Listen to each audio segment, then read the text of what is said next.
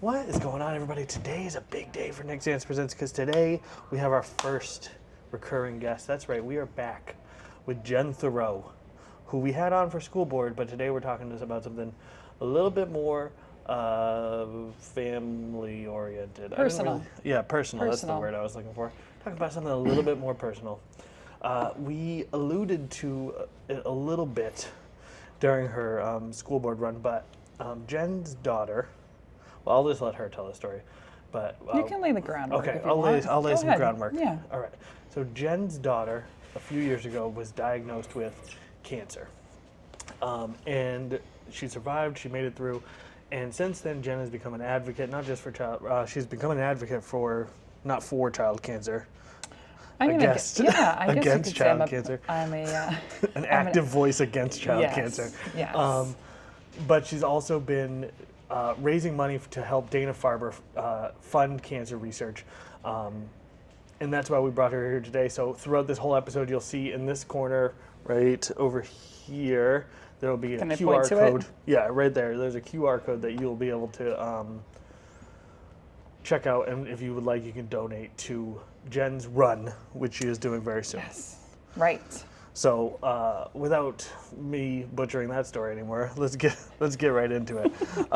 So can you do a better job of explaining what I just tried to? Yes. Well, Nick is right. We had a lot of fun last month. I was here as school board candidate Jen for my Derry, New Hampshire school board run, and during that time, I talked a little bit about my personal life and what led me and inspired me to become a school board member candidate. Well, actually, at the time I was a school board member, then I was running for school board re-election to retain my seat. And that was me and Nick's first time meeting in IRL, in real life. For anyone who doesn't know, the abbreviation IRL is in real life. Yes. And well, you got a mixed bag audience. I feel like we got to address the elephant in the room. We're in the public library right now, like in the open, because we didn't get here early enough to get a study room. So now we're doing it publicly. So if anyone comes over to stop us, just expect me to use the cancer card to keep this going. Okay, continue. Sure, we can use that. This is an important story, I think. I mean, what I mentioned to Nick when we first started talking was that my daughter Gracie went through leukemia treatment, and when the cameras weren't rolling, Nick really seems interested in what that experience was like for me and my family. And then I mentioned that I will be running for the second time, the Boston Marathon for the Dana-Farber Marathon Challenge team. I joined that team last April, ran my first ever marathon, ran my first ever Boston Marathon, of course, and fundraised a whole boatload of money last year. I raised over $41,000 for Dana-Farber and was really inspired by the team and the good that we do as a team. And so I decided to sign on again to fundraise this year. No one tells you this, Nick. Fundraising the second time around is not as easy. It's harder the second time around. You know, I'm pooling from the same people. A lot of people who I know are obviously familiar with my story. And Nick was like, hey, why don't you come on to the podcast, talk about what it was like to go through this experience as a mom and as a family, and share what it means to you, for you to be able to run for Dana-Farber. So that's why we're here today in the very public section of the Derry Public Library. I think from my perspective, it's like, this is obviously like a parent's worst fear kind of thing. Like, I can't imagine what that was like. And so to get to talk to you and to maybe share your experience, I know other people going through this. I feel like maybe it can help someone just sort of entering into this world, or who is maybe going through something similar and doesn't have anyone to turn to, doesn't have anyone to any knowledge. You know what I mean? Yeah. Because one thing that I think is, like I said, this is any parent's worst fear. And so can you tell us a little bit about what that was like when you first got that news, like first got that test result? I don't know what the word is. No, I mean, you're right, Nick. I mean, I don't know. There's only a few things that are like a parent's worst nightmare, and cancer is right there at the top of them, right? I mean, so to set the stage, I guess, Gracie was diagnosed with leukemia at the very end of 2019. So this is a pre-pandemic world that we're living in. My husband and I, Dan, we were living in Derry at the time. We continued to live in Derry in the same place. I was working full-time as a social worker at Pinkerton, which is our town's high school. And I had a almost 4-year-old daughter named Lily. She's my oldest. And then there was Gracie, who was just about to turn 2 at the end of the year. They're both born within 2 weeks of Christmas. So I was born the day after Christmas. Oh, you were? I was. You're a Boxing Day Boxing baby? Boxing Day, That's tough, who isn't later it? on became a boxer, yeah. Well, maybe that's your origin story, Yeah. right? They both turn 2, or they both have their birthdays within 2 weeks of Christmas. That's a tough time to have a birthday. Yeah. Yeah. And not only were they... Tell them they got to play it up. You got to be like, oh, no one, everyone always buys me Christmas and birthday the presents dual as one. present. Yeah, you got to, even if they don't, you got to say that, and then everybody will make sure that you get You're 2 going to have to sick give them gifts. that coaching on the time Yeah. sometime if you Okay. ever... Well, I'm If sure I you'll ever meet them meet at them. some point. Yeah. And then at the time, too, so, fall 2019, I was also pregnant. I was expecting another baby in the spring of 2020. And so it was a very busy life at the time. You had asked, what was it like to get this information? I think everyone wonders that. They're like, well, when you get this information, how did you know? What was going on? How did you know? And all I can tell people is that if you know your kid, and of course you do because you're their parent, you know something's not right. And over the course of probably at least several weeks, if not a couple months, I was very, very worried about Gracie. She had been getting sick and not really fully recovering. And this was regular childhood illness, but it was concerning because it was back to back. It was ear infection, strep throat, hand, foot, and mouth. That's a rash. Yeah, I know you're laughing. I didn't know what it was I have at the kids time. too. Well, that's right. At the time, my mom was watching them when I was working, so it wasn't like they were going to daycare. They weren't being exposed to a ton of illnesses. My other daughter, Lily, wasn't getting as sick as Right. Gracie was. But hand, foot, and mouth, strep throat, ear infection, stomach bug, just kind of one thing after the next. And I was bringing her to the doctor a lot during that late fall, Halloween, Thanksgiving time, 2019. And then things started to kind of come to a head in December. I noticed that she was starting to look kind of puffy, she had this sort of swelling in her face and in her hands and feet, edema, this puffiness to her. And I kept bringing her to the doctor, and they were concerned too, but there was no clear sign at the time that we could point to and say oh, this is what it is. And then everything kind of came to a head when one of the doctors decided that they were going to do a blood draw. And it was over the course of 10 days that my daughter had 3 blood draws. And the first 2 came back. They weren't normal, but they weren't oh my gosh, something's off. They were watching it, which is why they were doing, they did one, they wanted to recheck, they did another, it looked okay again. And then a handful of days after that, they did another one. And that was the one that showed that her white blood cell count was through the roof. And that was when they told me that she had leukemia. How did they know that just from that blood draw? Yeah, so that morning, oh God, I'm laughing because it's just listening to myself tell this, it's a horror story. And it was my life, and it is my life. And sometimes even now I feel this sort of disconnect from it, because to set the stage for you, Nick, and everyone listening, this all came to a head the day before Christmas Eve in 2019. Jeez. Yeah, I had been worried about her. That is like a movie. Oh yeah, yes. I've been worried about her for several weeks through 2019 fall. Again, I mentioned Halloween, Thanksgiving passing. Things are coming to a head. It's mid-December now.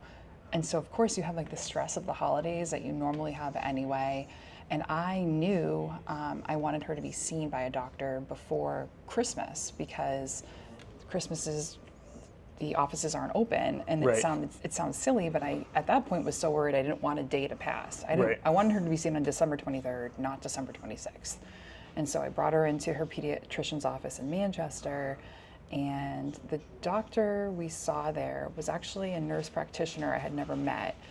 And I could tell she was like profoundly concerned about Gracie, even though she had never met her. I thought you were going to say annoyed, that it was Oh like no, Christmas. she wasn't annoyed. She was like worried. I could tell, which was unsettling to me, because you're bringing your daughter to this person who you want to have say like, oh well, clearly everything's going to be okay. Go home and have a Merry Christmas. Right. And instead, you could tell she was really unsettled, and she was kind of like, I wouldn't say dancing around, but I knew she was kind of alluding to maybe something as difficult or terrible as cancer. Is this because, now did she not say anything because she wasn't authorized to like say something? She didn't have any Or- evidence yet, right? Okay. So ultimately she saw us and she was like, you know what, I think the more appropriate place for you to be seen right now is the emergency room. Gotcha. And so she ended up, we were in the Elliott pediatric office in Manchester, and she was like, you should go to the Elliott emergency room. Like, I think she knew that we were going to need a type of care that the outpatient office wasn't going to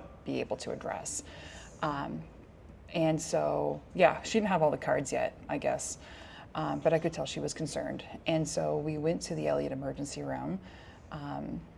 That was unsettling too, because I shared this with you the first podcast we had. For people that didn't listen to that podcast, I'm a social worker, and I had worked at the Elliott emergency room. Right. So it's like doubly challenging in a way, because I had been an employee I was a Manchester mental health employee, but I had worked in the Elliott emergency room. So I was familiar with the providers in there. I was familiar with the workflow, if you will. But I'm not used to being like on the receiving end of help in that Right. environment. So we got sent back to like the pediatric ER. For people that aren't familiar with the Elliott ER, they have a main ER for adults, and then they have a smaller section that's just for kids, which I think is really great because it's more specialized pediatric care there. So that day we met a doctor. Again, I didn't know him. I did know some of the providers there. I didn't know this particular doctor. And I could tell once again, was concerned for me and concerned about Gracie's presentation. And he wanted to get to the bottom of this. Like, I had told him, I was like, look, doc, I'm losing sleep. Like, I'm worried, profoundly worried about her. Like, And I'm pregnant. oh yeah, and I'm pregnant, and tomorrow's Christmas Eve, and I have another kid at home, and like, what's going on, you know? And he kind of reassured me when we met. He was like, we're gonna figure it out today. And for the first time, I sort of actually believed them, because for a long time, we were just getting like little tidbits of information that weren't making sense. Oh, it's just an ear infection, here's an antibiotic, you know. And to be clear, I don't think the doctors are being dismissive. I just think that up until this very day, it didn't show what Right. it showed, right? So he ordered a blood draw, and then he ordered he ordered an ultrasound. He wanted to have her hands. I think she actually was like puffiness in her neck. They wanted to scan her neck to see if something was going on. You know, little did I know at the time, but I'm sure they were looking for a tumor or something terrible like that. So we did this ultrasound. We come back to the room, and I remember he walked into the room, and Gracie's lying down on like the cot or what have you. And I remember he walks in and he sat down. And Never a good sign. yeah, I mean, exactly. It's Doctors usually come in standing, get out of here. Exactly. It's not good if a doctor sits. Particularly in that environment, you don't want a doctor to sit. And I remember him sitting down, and he said, he used the word leukemia. He said, Gracie has leukemia. And I remember looking at him, and I, for a moment, couldn't even remember what leukemia was. I knew it was bad, right? I looked at him, and I was like, okay.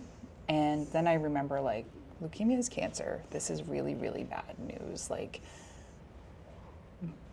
what? Like, there was an element of it, Nick, where like I didn't really even believe it at first. And I remember him telling me, you have to choose where you want to go next.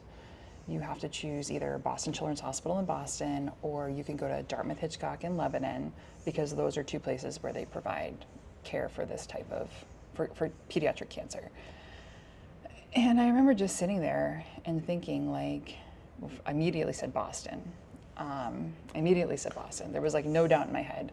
I didn't even think about it. Yeah. I mean, they're the greatest children's hospital on the planet. So. Yes. I mean, there's no doubt in my mind I wanted to go to Boston. Part of that, too, was informed by the fact that, like, I had worked in that emergency room, and I know that if something's really, really, really terrible, then they send them to Boston. You know, you're going to Boston.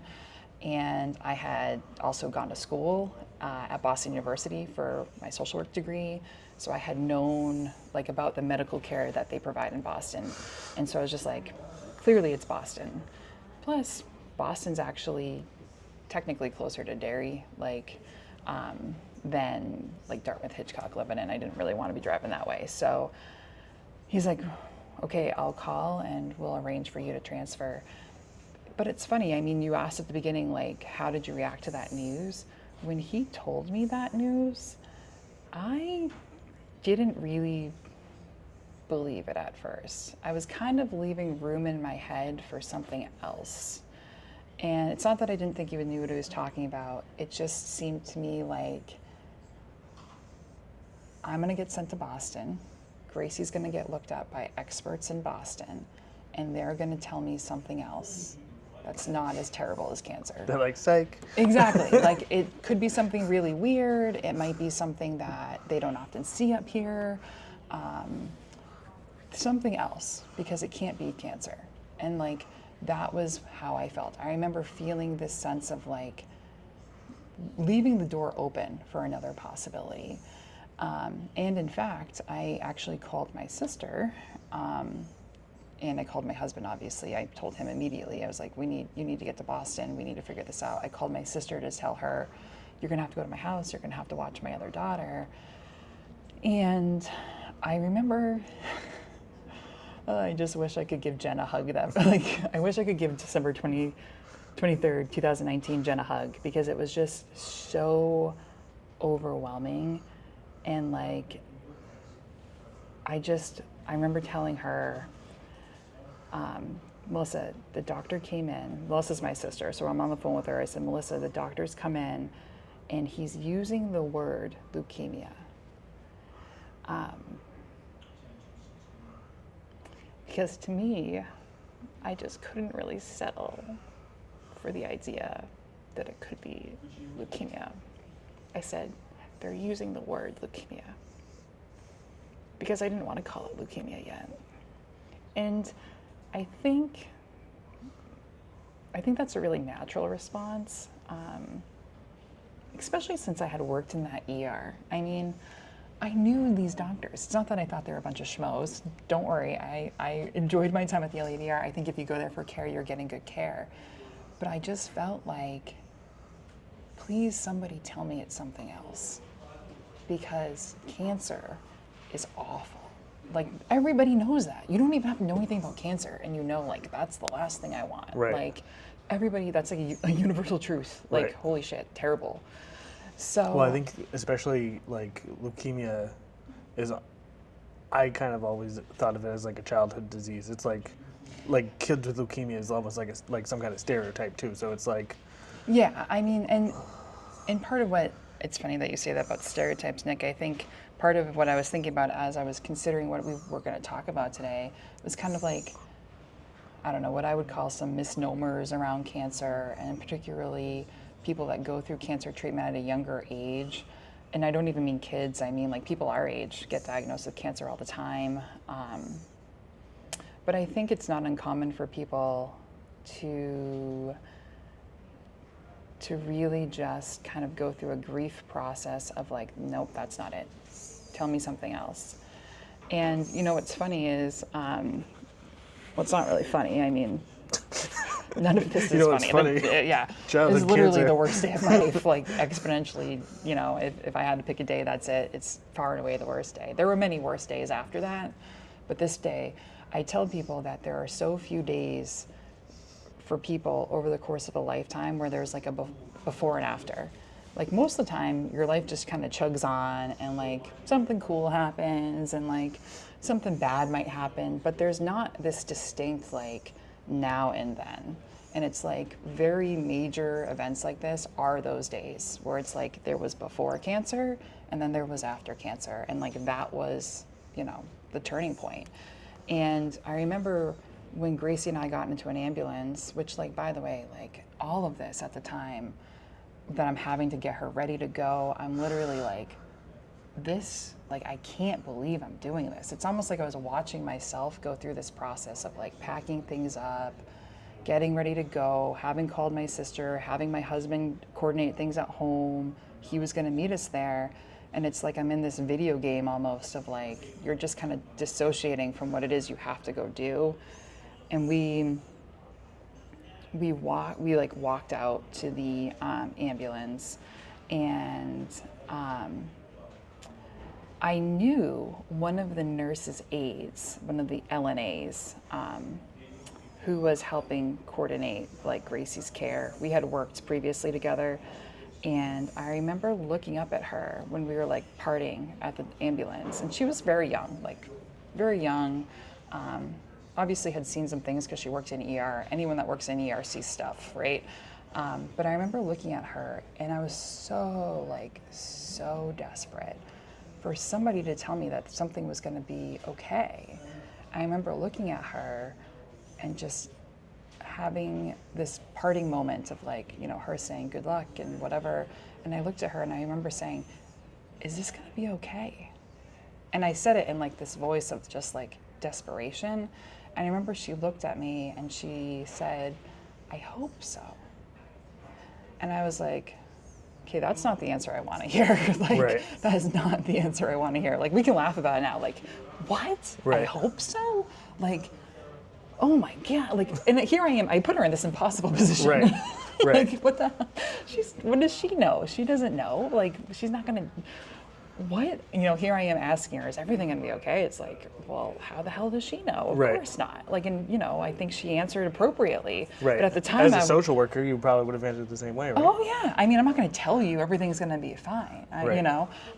because I know that the chances might be that they aren't going to be, however we define that. And I remember just thinking at the time, like, really? Like, what okay, I guess I'm going to get into this ambulance with my almost 2-year-old kid the day before Christmas Eve at 6 months pregnant. Right. Like, Two is crazy too. 2 is so young. Oh my gosh, yes. I was gonna say, like, how aware of was Gracie, but they're not really aware of anything at 2, No. so it's not like she could even. No. I mean, Gracie was barely even, talking then. Like, she couldn't tell me she was, Mom, I think I have cancer, or Mom, Right. my bones hurt. Like, they must have been now after knowing all this. And so we're like in this ambulance on the way to Boston. Back of an ambulance sucks. I mean, I don't know if anyone's listening. I'm sure I hope whoever's listening who's had to do that, whether they be the patient or the person supporting that patient, it's not comfortable. You're like, basically, all control has been taken from you. Like, Right. any illusion of control is now over. Right. You're done. You're sitting in the back. We had an EMT that was sitting with us. And here I am, just like, I can't believe we're driving to Boston in an ambulance. And Why do they send you in an ambulance? because it's like a liability for the hospital to let you loose and say, go get care someplace else, right? They need to do like a warm handoff. Gotcha. And I knew that much just from my work as being a social worker, right? Like, we're not going to let you, if we're saying you need continued care, that means we're concerned enough about you that we're going to tell you to go someplace It's else. on you to show Yeah, where to but get we're that not, care. so technically you'd have to be like discharged, and then we'd have to be like, you promised to go to Boston? Right. It's a warmer handoff. I know it is kind of like, was it really necessary? No. Like, did she need that necessarily? No. I'm sure I could have put her in the car and we would have driven right down there, but it's just, it's a warm handoff from one hospital to the next. And then you have the doctors on the phone talking to one another, you know, making a plan. And the ambulance driver, I remember, again, like the things you remember that like weren't helpful. And again, nobody knew they weren't being helpful. It wasn't like people were like, let's make this poor lady's day even worse. Right. But I remember he pulled up on his iPad, he had this like screen from the American Cancer Society. And he was like, here, look, pediatric leukemia actually has a 90% cure rate. And he like handed me this like fact sheet about pediatric leukemia. And I remember looking at it and giving it back to him and just being like in my mind, I literally thought like 90%. 10% mortality rate. Yeah. That's my first thought. Yeah, exactly. 90% is not 100%. And what you have to tell me right now in the back of an ambulance, like, I don't want to hear it, you know? I don't want to hear it. Like, how could you settle for anything less than 100%? Like, nothing less than 100% would ever be reassuring in that moment. And again, you know, whoever that was, he was trying to be supportive, you know? And maybe somebody out there would have been, I don't know, that would have hit them differently, you know? I think a lot about how our language we use and like the way we try to comfort people often comes from a space of obviously intending to do well, right? Like nobody walks in again and says like, let's ruin this pregnant lady's life even more and tell her it's a 10% mortality rate. Like, of course he wasn't trying to do that. But here we are, and 10% was what I remembered from that. Let me ask you this: what do you, in your opinion, what would have made that easier? Like just put on Freebird, you know what I mean? Like what would have been, what could have helped in that moment? It's funny that you asked that, Nick, because like as I've been preparing for our talk and what I thought would be helpful for people to talk about, because really, even though we're talking about the content is pediatric cancer, what I've been thinking about over the past few weeks as I've thought about what we're going to talk about today, it's really grief. Like, it's grief and it's coming up, you know, it's popping up in the form of pediatric cancer. But I think what's so important in those times of like real awful upheaval, again, like the before and after day, I don't think anything was going to help. I really don't. Like, I'm not sure if anything in that ambulance would have been settling to me. I'm gonna get, I guess later that night, I'll explain what happened that did end up being a little bit settling, but He just pulled up Seinfeld on the iPad. I mean, and he's honestly, Freebird probably may have been more helpful than Seinfeld. I'm not a fan of, but Freebird I probably could have gotten behind. Like, you know, there wasn't anything anybody could do at that moment that could have fixed it. Right. Like, my world had been shattered. I think for anyone who's ever gotten really bad news, it's like, it's almost anticlimactic. Like when you get bad news, because there's no like, I feel like in TV and movies and stuff, there's always like, it's like the whole world stops and like everybody all of a sudden cares. And that's not, a lot of times it feels very lonely to get really bad news.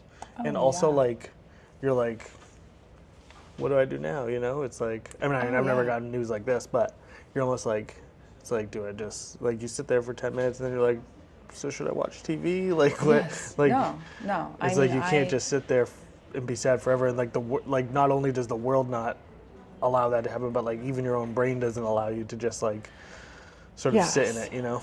Yeah, and I mean, just to fast forward, I guess, like we ended up going to the emergency room at Boston Children's. They ended up, and I met my husband. He ended up being there, and he was like such a relief to see, like, you know. Because he understood and was worried about Gracie in the same way I had been. And really, like, he was the only person who, you know, he's the only other person that is her parents. And so, like, even though he wasn't going through the exact same thing I was, he was walking with me and one another through that worry we both had for her. And one of the things that I think the two of us found a little reassuring in the emergency room at Children's Hospital was that they were running all the same sorts of tests that they had done at the Elliott.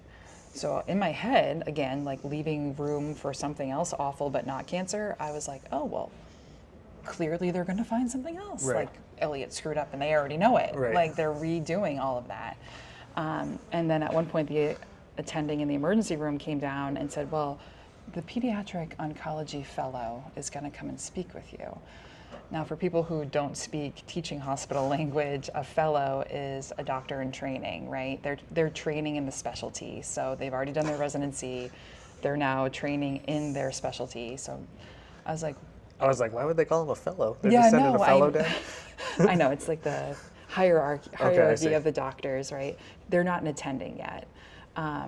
So I remember thinking, like, why are you going to send down a pediatric oncology guy if it's not cancer? Like, that's literally where I was at. Like, Right. I had yet to really fully kind of come to terms with the fact that this was really what it was. And eventually he did come sit down with us. His name was Dr. Groves. Tough name for a doctor. Groves? Oh, Groves? I thought you said gross. No. I do think I know. Our social worker's name was Gross. That's a tough Amy name for a Gross. social worker, too. Grose, though, so not quite as terrible, but Groves. And he was, again, like a younger doctor who's in training. And he brought with him a resident who, lower than him, right? Right. Can't imagine what that conversation was like. Like, come here, come on with me. You're training this week. Let's go give somebody some awful news. Like, that's probably what that conversation looked like. I can't Right. imagine it'd be anything else. And he came and he told us about the test results, and he said that she had pediatric leukemia, and that was when I actually believed it, because here we have an expert, in this field telling me this information. And my next question for him was, I asked him, are you sure? Like a reasonable question to answer. And he said, we're not 100% sure. We need to do a bone marrow biopsy and a lumbar puncture to confirm that. However, based on her presentation, based on all the information we've gathered, and the way like the cells are behaving when you look at them under the microscope, he goes, it would be very, very unlikely to be something else. And I remember asking him, did you look at the slide?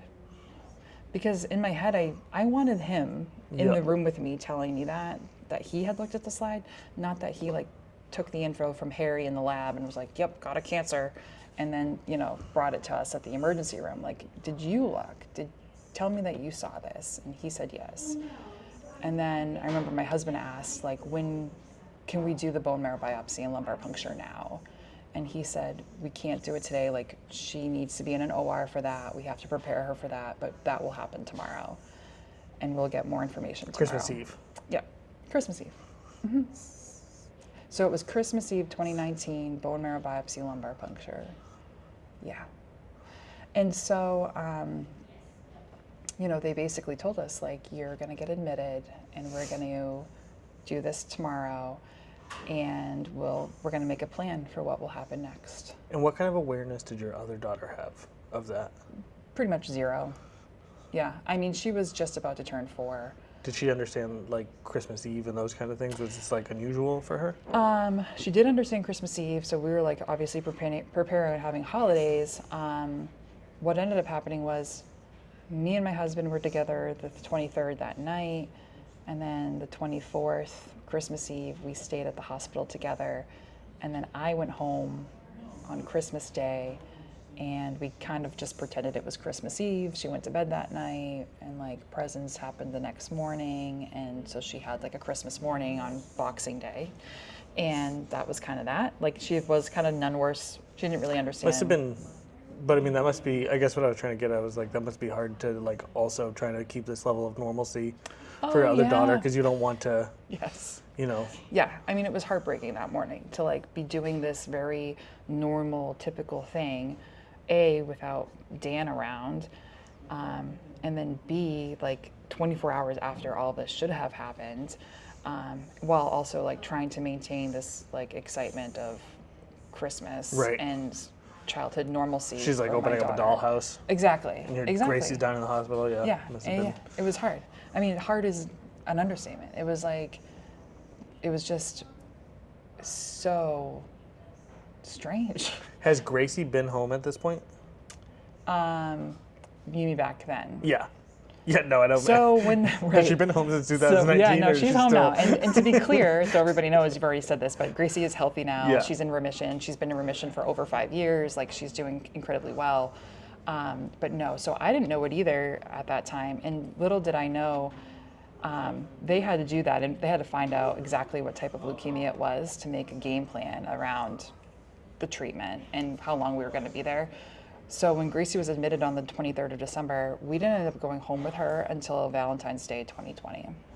And that was because they needed to do 7 weeks of inpatient treatment. Wow. So that's 3 7 months, weeks, almost 2 months, almost? 7 or 8 weeks. We were there, back and forth. Wow. I was with her my husband and I were with her all the time. Like, I was there usually Sunday afternoon to Thursday night. We called it switch day. And Dan would come to the hospital, and then we would have dinner together at the hospital, and then I would leave, and he'd be there until Sunday. You'd round him. Yeah. Give him the rounds. Yeah, pretty much. And he would stay there over the weekend. Not a ton happened over the weekend, but you know, depending on how things were going, sometimes things were really in a scary situation, and a lot did happen. But yeah, it was just, we like tag teamed basically 7-8 weeks inpatient. But you had asked, like, what could have been helpful to have heard that day? And again, like, I think that's one thing that our culture, our society really misses the mark on, I guess. I'm, like, laughing because it's so screwed up. Like, I don't think, do a great job. Like, there is some news. This is hard for people to come to terms with. And I didn't want to come to terms with it, obviously. I was sitting in an ambulance not really buying any of it. But there are some things that are just so awful, we can't do anything to make it better. Like, we can be there for one another and we can support one another, but we can't say anything that's gonna make it better. And the only thing that night that made it announced better was, I remember the attending doctor came, okay? So like the guy who's in charge of the unit that night, he's probably about to go home, it's late, probably getting to close to like 7:38. And he comes around and he like introduces himself to me and my husband, and then he explains, like, you know, the same thing doctor at the ER said, you're gonna have a bone marrow biopsy tomorrow, lumbar puncture, we'll find out exactly what this is, and we're gonna have a plan to take this on. And he said, I know you're worried, I know you're exhausted, I know you're not gonna remember too much about today. He goes, however, I want you to remember, we cure this here. And to me, that was exactly like what I needed to hear, because again, an attending physician who has seen this before, who works on a unit with kids that have cancer, who has seen this cured, like, that was settling to me. And keep in mind, Nick, I hadn't been sleeping for like weeks. Like, I had been getting very, very little sleep. And so in some very small way, I guess. You must have slept like a baby after this. Yes, I was just about to say that. Like, I remember Dan was helping the nurses settle Gracie in. And I remember there was like this terrible, like,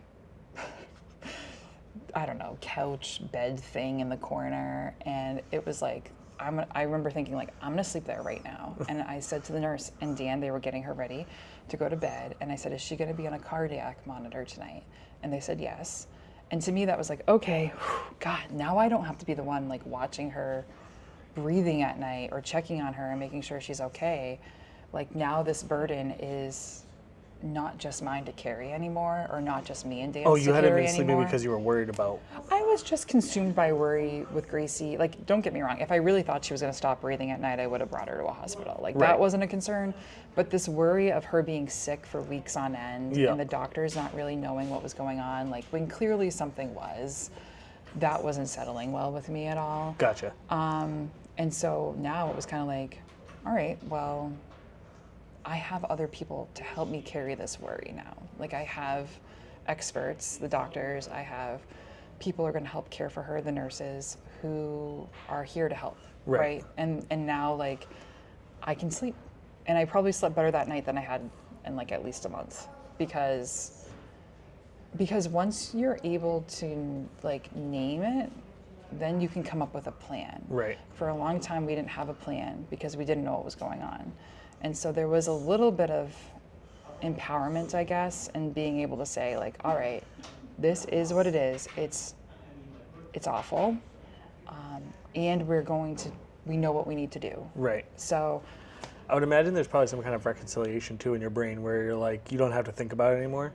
Like you probably were up all night thinking like, what could this be? What is wrong? Oh, Like yeah. I know there's something wrong in my stomach, and then finally there's got to be like this relief where like I was right, you yes. Well, right. And know, not in like a bragging no, way, but like not like in a just like vindicated way. right? But just like I was right. There was like something, and this is what it is, and so now I don't have to like think about what it could be anymore. Yes, I already like- have. You can put that to rest. Right, because our brains are our worst. Like, Oh, yeah. because like as terrible as leukemia is, your brain can always come up with things that are worse. You know. Oh, And, like, yeah. you I know. mean, we're masterminds at like anticipating worst case scenarios. And of course, like, It was like you were getting chased by a tiger for the last 6 weeks, and then finally. yeah, I could stop running. Yeah. Yeah, exactly. And I mean, you know, not to dwell, I guess, extensively on like the very beginning of it all, but you know, you eventually you end up sitting down with the doctor. They do have a plan in place. You know, they lay out the plan. Gracie's plan ended up being that she needed 26 months of treatment. That's like just standard for the type of leukemia 26 that months? she had. Yeah, 26 months. So, So 2 years. and you had 2 years and and 2 months. God Right. damn it. And they told us that, you know, when they knew what type of leukemia she had, I remember thinking like, okay, so I'm gonna have a toddler. Like I'm pregnant right now, and I'm gonna have a toddler. When And I Gracie was find 2. out. Gracie was 2 on December 29th that year. So like half of her life will have been spent in leukemia treatment. In leukemia treatment. She got her first dose of chemotherapy on her birthday.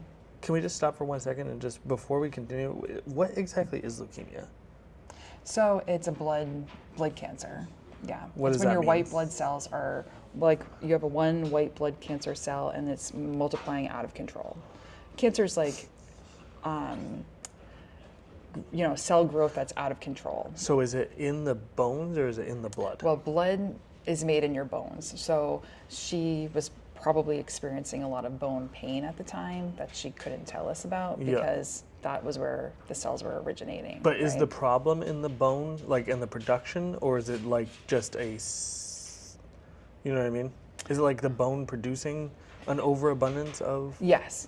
white blood cells, or is it that the blood cells themselves are cancerous? Both. Okay. Yeah. Glad I clarified. Yeah, no, that's okay. I mean, Nick, it's just, I don't know. 26 months of treatment is a long freaking That's a time. very long time. Yeah. And you have to keep in mind, like, we did this at a time where, so she went home on Valentine's Day 2020. A month after that, I don't know if you remember, but yeah, we talked about this in my first podcast. There was a global pandemic that started in March 2020, and then I had been on April 1st, 2020. Yeah. And doing it during the pandemic, doing her treatment during the pandemic, complicated matters exponentially in some ways. And I mean, I think our society has come out of the pandemic and like we're all kind of like, oh yeah, the pandemic, like that happened, or you know, we're a We just little kind of memed our way through it. yeah, exactly. Like we're a little cavalier about it all, but if we can really harken back to what it was like during those early days, like it was very scary, especially for people who are immunocompromised, especially for the elderly. Dan and I kind of decided that we were just going to go under like lockdown. Like we didn't have help in our house. People weren't coming over. And so one of the things I think you mentioned earlier was like the profound loneliness that happens when you get really bad news or when you go through a grief process. And I think the pandemic just made that so much worse for us because we were alone. We were like truly alone. We already felt alone. And then it was like, all right, now we're really gonna, you're gonna block yourself off from the world. And again, we chose to do that. The doctors at that time, early in the pandemic at least, they couldn't tell us like, oh, if Gracie got COVID, she'd be fine. They didn't know that. Right. But they didn't know what it would do to the cancer population. They didn't know what it would do to the pediatric cancer population. And so we were just kind of playing our cards really safe. We met with people outside. Summer 2020, Gracie was experiencing a lot of complications, and she was kind of in and out of Children's Hospital for a few weeks at a time. But the grief, I think, that happened during that time was just so profound. Yeah. It was very, very hard. Was there ever a time in your mind when Gracie didn't get better? I mean, you mean like that she wasn't going to be cured, or that I thought that maybe she wouldn't be cured? Yeah. It's really hard when you have that sort of diagnosis to think like, what, the worst possible outcome happening, right? And Gracie had a lot of complications during treatment that made her treatment more complex in ways that I think like the doctors couldn't have anticipated at the beginning. Because what happens is you get this like really fat playbook on like how the treatment's supposed to work. It's like the consent form and 75 pages of treatment that explained every single day. And there were times when we would veer like so far off of course because we had to address these complications that were popping up. And during those times, it was really, really hard to think like, how are we going to get back to that playbook, the playbook that is supposed to get us to a cure, or that is supposed to get her into remission or whatever. And so, I'd be lying if I told you like there were times that I didn't have these thoughts of like the absolute worst things happening. But I think also too, like one of the things that was profoundly helpful at the time, and that remains profoundly helpful, is that I had so much confidence in her providers. Like I didn't from one second, from the time we met them moving forward, did I ever think like, oh my gosh, these guys don't seem like they know what they're doing. Or, what is it, how are we gonna get out of this one? Like this is really screwed up. I don't think they know what they're doing anymore. I always felt like they were able to comb through even the most complicated things. So I'd kind of always hang my hat on that. One thing for people who've never, because my son had a little bit of a scare earlier last year. One thing for people who've never been to Boston Children's Hospital is it's not like any hospital you've ever seen before. Like I've never seen. Tell me more what you mean. I just feel like my experience there in dealing with doctors and dealing with like everybody, I just felt like there was no question really that these were the best in the world. It was like if you've ever met like amazing writer, like an amazing author, and heard like an incredible author talk about writing, or like if you've ever met a guy like who was in the Navy SEALs, it's like such a level of professionalism, and it's like such a level of expertise that it just like I feel like they just exude it there. Oh, like yeah. you just sense that like these people really are the best in the world, and like if anyone is going to be able to take care of this, like it'll be these people. Yeah. No, I mean I would echo that 100% because that's where it's all happening. Like that's where they're doing all the research. That's where all the cutting edge treatments are coming out of. Like it's I had to keep reminding myself and grounding myself in the fact that like these are the people who you want on top of this problem. Right. And they are elevating care. It's like, I knew because I worked at the LADR, I was like, that seems like the Little League compared to going down to Boston. No offense to the Elliott, but No, when you're there, when you're at Elliott, and then like this level of care you get at Elliott, not meaning to interrupt you, sorry. No. But it's just like the level of from beginning to end. I mean, my son is autistic, and he struggles with like basically every step of any, and like I've never experienced like them like their patience, them being willing to sit down and talk with him, they're being willing to like let him sort of dictate how fast things go. I mean, when we went there, he had to get an MRI. He had to go be put under for his MRI, and like they walked him through. They basically showed him and let him do it, the whole thing, before they did. Yeah. Like they sectioned off like an entire MRI for him to like go Sure. climb and play in, not play in, but like No, but to get investigate, familiar yeah. with the environment. And just yeah, like the yeah. whole experience, like you would never get that at the ER. I mean, at Oh. the LA, you know what I mean? I mean, they're experts in providing kid Yeah. specialty care, right? And that's what they do, and they elevated the game. I mean, I do remember when we went, we got admitted that night, and we were finally like in a room. I like literally said to one of the nurses, I go, "What do people do if they live, you know, in the middle of nowhere, like, and they don't have access? Like, we were so privileged to live within an hour of Boston, Right. and to be able to like drive a car there and to make it a day trip, Right. and because there were people who were getting care there at the time Gracie was, who were literally traveling from all over the world, Yeah.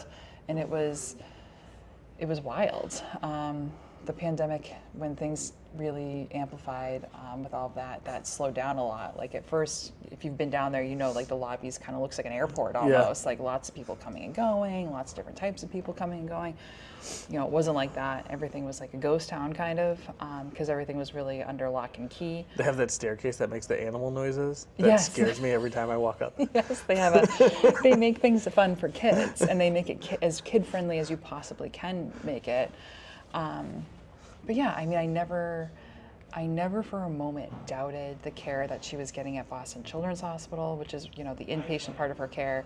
And then when she eventually discharged, we had outpatient treatment at Dana-Farber. And again, like her doctor was working at both. He's affiliated with both. Never doubted it for a second. So going back, what was that first day of treatment like? Like, what was the first day of treatment like, from diagnosis to treatment? Like, what was the timeline there, and then what was that first day of treatment like? Right. So, the first day we were told, you know, with that blood draw, she had leukemia. Christmas Eve, 2019, Gracie got a bone marrow biopsy and lumbar puncture. They identified the type of leukemia she had, and so they knew what they had to do to treat it.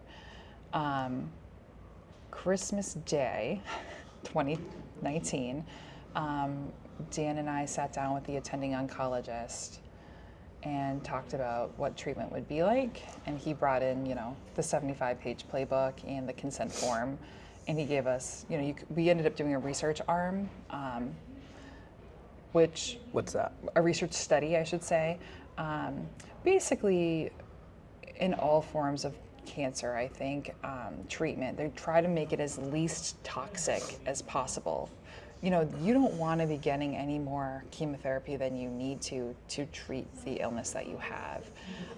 And so even for something like pediatric leukemia, where the outcomes tend to be very good, they don't want you to have long-term side effects from chemotherapy and the treatment that they provide you.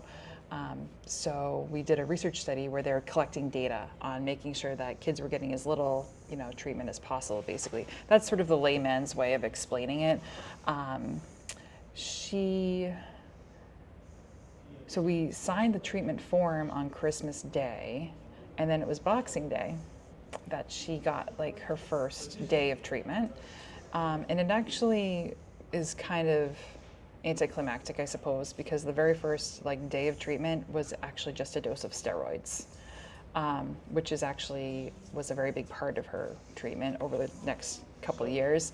But it wasn't like, oh my gosh, she took her steroid and like now all of her hair falls out. Right. Or, you know, it wasn't like this dramatic thing. You do got to be a little careful though, because those babies, they get too strong and then you can't give them the rest of their treatment. Steroids make people angry, and they make kids angry and hungry, and that was sort of like Gracie's side effect from that.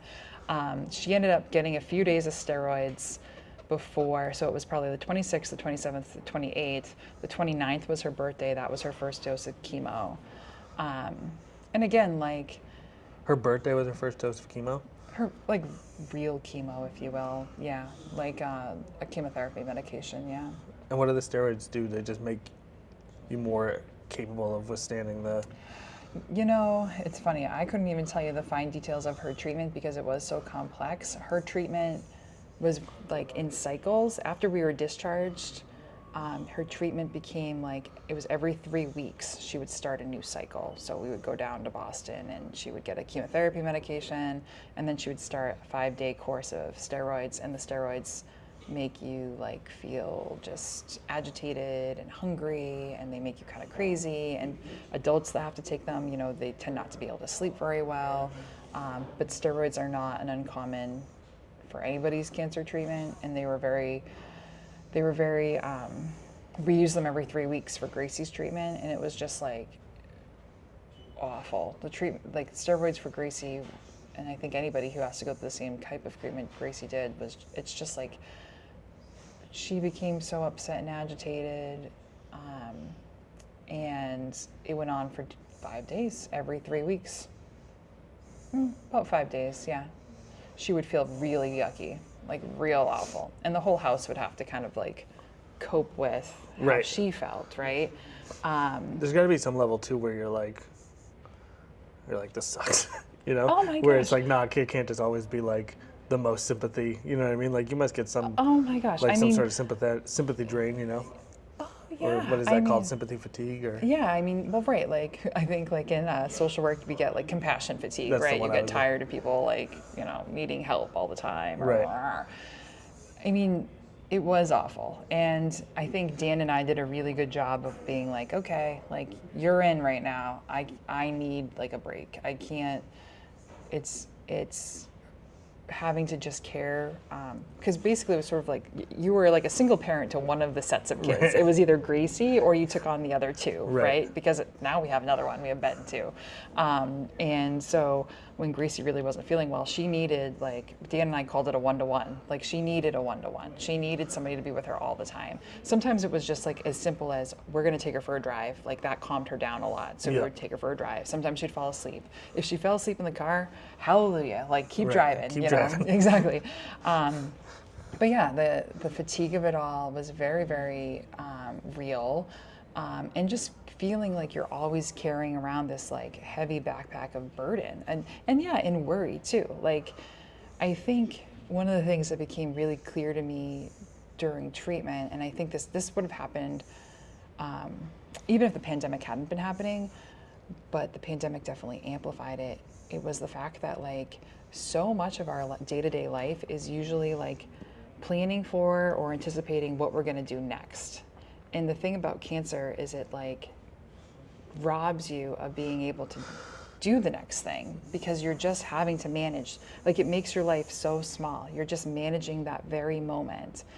And in retrospect, I suppose like that was a very real lesson in like mindfulness. Right. You know, the social worker in me knew that like I basically was being called to like stay in the day. Like, it really was one day at a time. It wasn't planning, like, you know, I wasn't going to work anymore. There wasn't anything to go get grocery shopping for. You know, the whole world would shut down. Like, it was just get through today. And like, there's some freedom in being able to kind of accept that, but there's also a great deal of like pain and loss that goes along with that, because your life is totally not what it used to be. Like, nobody wants to have to do any of this. Nobody would ever ask to go through that, you Right. know? So there's a lot. I mean, I remember reaching out to, because I'm a social worker, I laugh because I'm a social worker, I don't like talking to social workers. I remember being introduced to our like Also, because I'm a social worker, even though you haven't done social work in 6 years. I haven't been working in 5 years, but let me tell you, I provided like the social work I was doing for my own family and for myself, I suppose, at that time was so much more than I could have ever done professionally. Like, I have become an exponentially better social worker for having gone through that experience. So I'll always say I'm a social worker. Like, it doesn't matter. I'm keeping my license. You can't take it from me. So yes, I will always say I'm a social worker.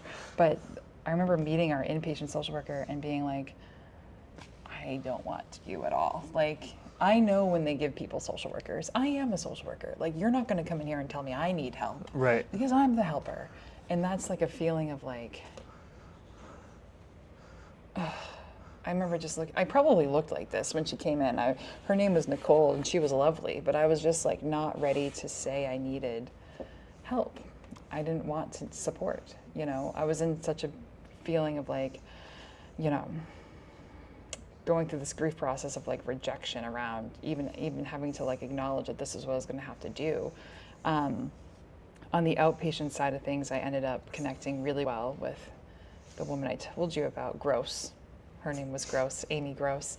And she really was a profound support to me and our family and to Gracie during treatment. But again, like nobody wants to have to need help. Like that sucks to have to like say, I need support. Especially for somebody like me who going through treatment taught me just how little we have of control of our own life. You seem like you do like control. I do like control.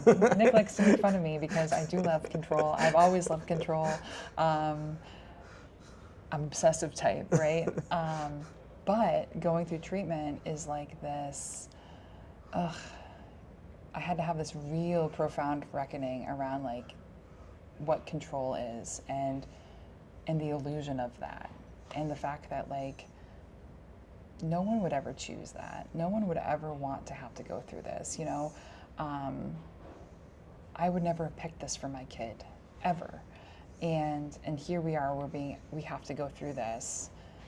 And I had no control. But, you know, the doctors had most of the control, or everyone, it seems, at that time had more control than me. I was just like, okay, thank you, sir, may I have another? Like, you tell me when I need to be in Boston, I'll be there. Like, what do I need to do? So yes, even though I do like control still, I can say now that that I'm aware of that in my life, and I understand my relationship to it, I suppose. And I know it's kind of a big joke, like control, what control really? Right. Like, so, yeah. Was there ever a time when it went from being like, I'm bringing my daughter to her cancer treatment to like, this is just another day? Yeah, it's funny that you ask that because eventually things do sort of. The human brain is great at like normalizing. That's exactly it. Like you become, like humans are so resilient and you can become accustomed to pretty much anything, like any awful situation. I mean, I don't want to be super tangential, but you hear about people who like survived the Holocaust and like how did they survive a concentration camp and like what did they have to do to make that survive? I mean, I'm not trying to compare cancer treatment to Auschwitz, but what I am saying is that you do become like accustomed to the day-to-day of it, and you are able to find joy even in those very, very difficult times. I will say, like, as her treatment progressed, generally speaking, the first year is like, they told us this from the beginning, like the first year is going to be hard. First year is hard for lots of different reasons, not worth getting into. It's just the treatment's a lot more impactful, I guess, during that first year. Second year, you kind of go what they call maintenance, and everything's kind of on a little bit more autopilot. I would definitely say especially during that second year, like, yeah, it kind of was just like, all right, we were at that point. The first year we had been going to Boston at times twice a week, sometimes 3 times a week. It was like constant. The second year, we were going much less frequently, about once every 3 weeks. Do they give you a discount on parking when you're going that often? Actually, no, but during the pandemic, they stopped charging people for parking. Okay, so you could. That's a little bit of a blessing in disguise. But yes, you didn't have to pay for parking during the pandemic, and Dana-Farber has like a underground parking garage. Boston Children has a regular parking garage. It's usually $10 to park though, if you're a patient. It's 20. So $20 a day, so just really? $60 a day in parking fees, $60 a week in parking fees. It is a lot. Something to talk to a social worker about, though. Yeah. You know, because they can give you parking passes too. Oh, okay. But yes, good to know. Yes, you should ask. But yes, parking was free. Does like your insurance like on those day-to-day costs? Is there like any reimbursement from insurance companies? Is there any like? Because like obviously in our system, our monetary our insurance, monetary. Are you talking about our capitalist healthcare society, which system. likes to make money off the backs of people's health? Well, like, yes. So like, but like, I mean, even just buying when you consider just like driving down there 3 times a week, when you consider, and like you said, we're so lucky that we're an hour away. Imagine having to fly and like stay in a hotel Yes. for Yeah. 8 months so that your child, or 26 months so that your kid can get, Sure. treatment 3 times a week. That must be like, how is there any kind of like assistance or help that comes along with that, or is it just like you have to just be lucky, I guess? I could speak to our situation, and Gracie had, I actually was carrying health insurance until I stopped working. My husband picked it up because you need a job in our society to Right. get health care. And so we had private insurance. Gracie qualified for secondary insurance through Medicaid because of her life-threatening diagnosis. So that definitely helped. But there are resources in the hospital, people who can help, provide aid for this. I don't know how people who fly in from North Dakota end up paying for all of this. I'm sure their situation is unique. Being independently wealthy certainly never hurts Right. in these types of situations. Right. I mean, Always a good bet to just be yeah. wealthy. Right. Well, if you have to pick one of those, Yeah. yes, I would pick to be wealthy. But there was actually a woman, I remember meeting her at the hospital, who was I don't remember her title, but she was resource coordinator or something. And, she helped people who needed financial support, and whatever that might look like. Again, I can't really speak to the fine details of what she does. But at the end of the day too, the hospital wants to get paid for the care they're providing, right? Right. So it's advantageous for them to make sure that happens. Right. I didn't even mean so much the medical treatment so much as just the day-to-day expenses of having to travel and stay yeah. places 3-4 nights, you know what I mean? Yeah, no. I hear you. We never where stayed in Gracie's Boston. where Yeah. Gracie was in the hospital for 2 months, you know what I mean? I mean, in that situation, it is helpful to have people who are willing to, it's helpful to be independently wealthy if you Right. don't have to worry about that. B, it's helpful if you can have people in your life. I mean, we had this huge wave of support at the very beginning where people gave us, grocery gift cards, gas gift cards, places to go get takeout if we needed food. And so a lot of people were just coming out of the woodwork, so to speak, with things like that. That, I think, if you know people who are going through that sort of treatment, is very, very helpful, because it's just kind of look, even if they don't necessarily need it, it's kind of hey, take care of yourself. Right. Go get yourself a meal. Let me think about that one. Because even just day-to-day planning for things like that, which seem really benign and simple, aren't easy to do if you're totally overwhelmed by the Right. medical drama you're living through day to day. Well, just thinking of the logistics of you have to not only just the thought of you having to figure out how to get your other daughter to school or whatever, or childcare of any kind, while also getting down The to, logistics, yeah. and then if there's a problem, what am I going to do? Who am I going to call if there's an emergency and someone else needs to pick up my other daughter? You know what I mean? And I don't have time to think about it. And I mean, I was fortunate because my two go-to people for that were my mom. My mom was there if I needed any help in that type of way, and my sister. They would provide a lot of babysitting. We couldn't leave Lily even on switch day when Dan would come down to Boston and we would switch stations. We had a lot of logistical support with them. But you're right, the logistics of it hits every aspect of your life. Everything you're rallying around to support your child through this awful, awful situation.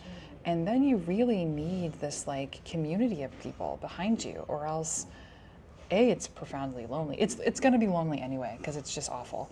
And you're going through such grief. But then on top of that, just the day-to-day, making the day-to-day work. If you can have people in your corner to help coordinate things, which is why maybe this is a good time to kind of transition, Nick, to I was thinking about, this is an emotionally heavy one, Nick, to talk about.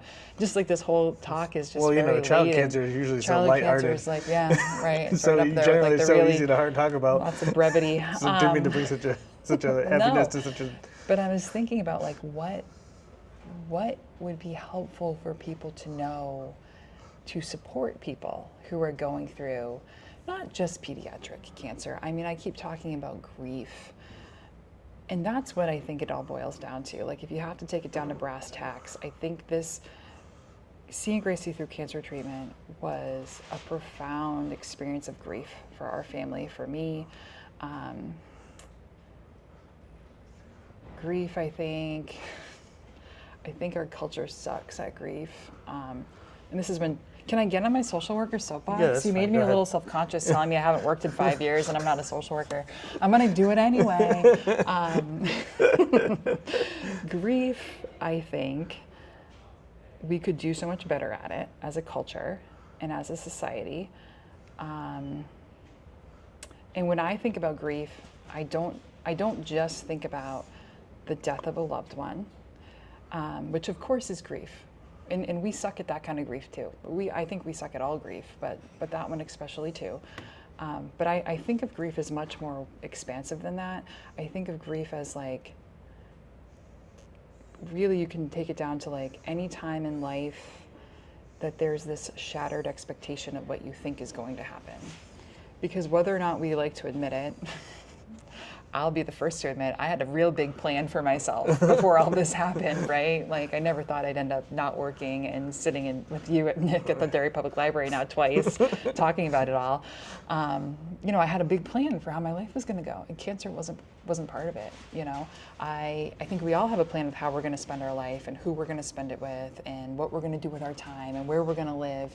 And anytime that gets disrupted, like that's an opportunity for grief to come up. So like, certainly with Gracie, it was a life-threatening diagnosis. Anyone can experience that, you know, accident, illness.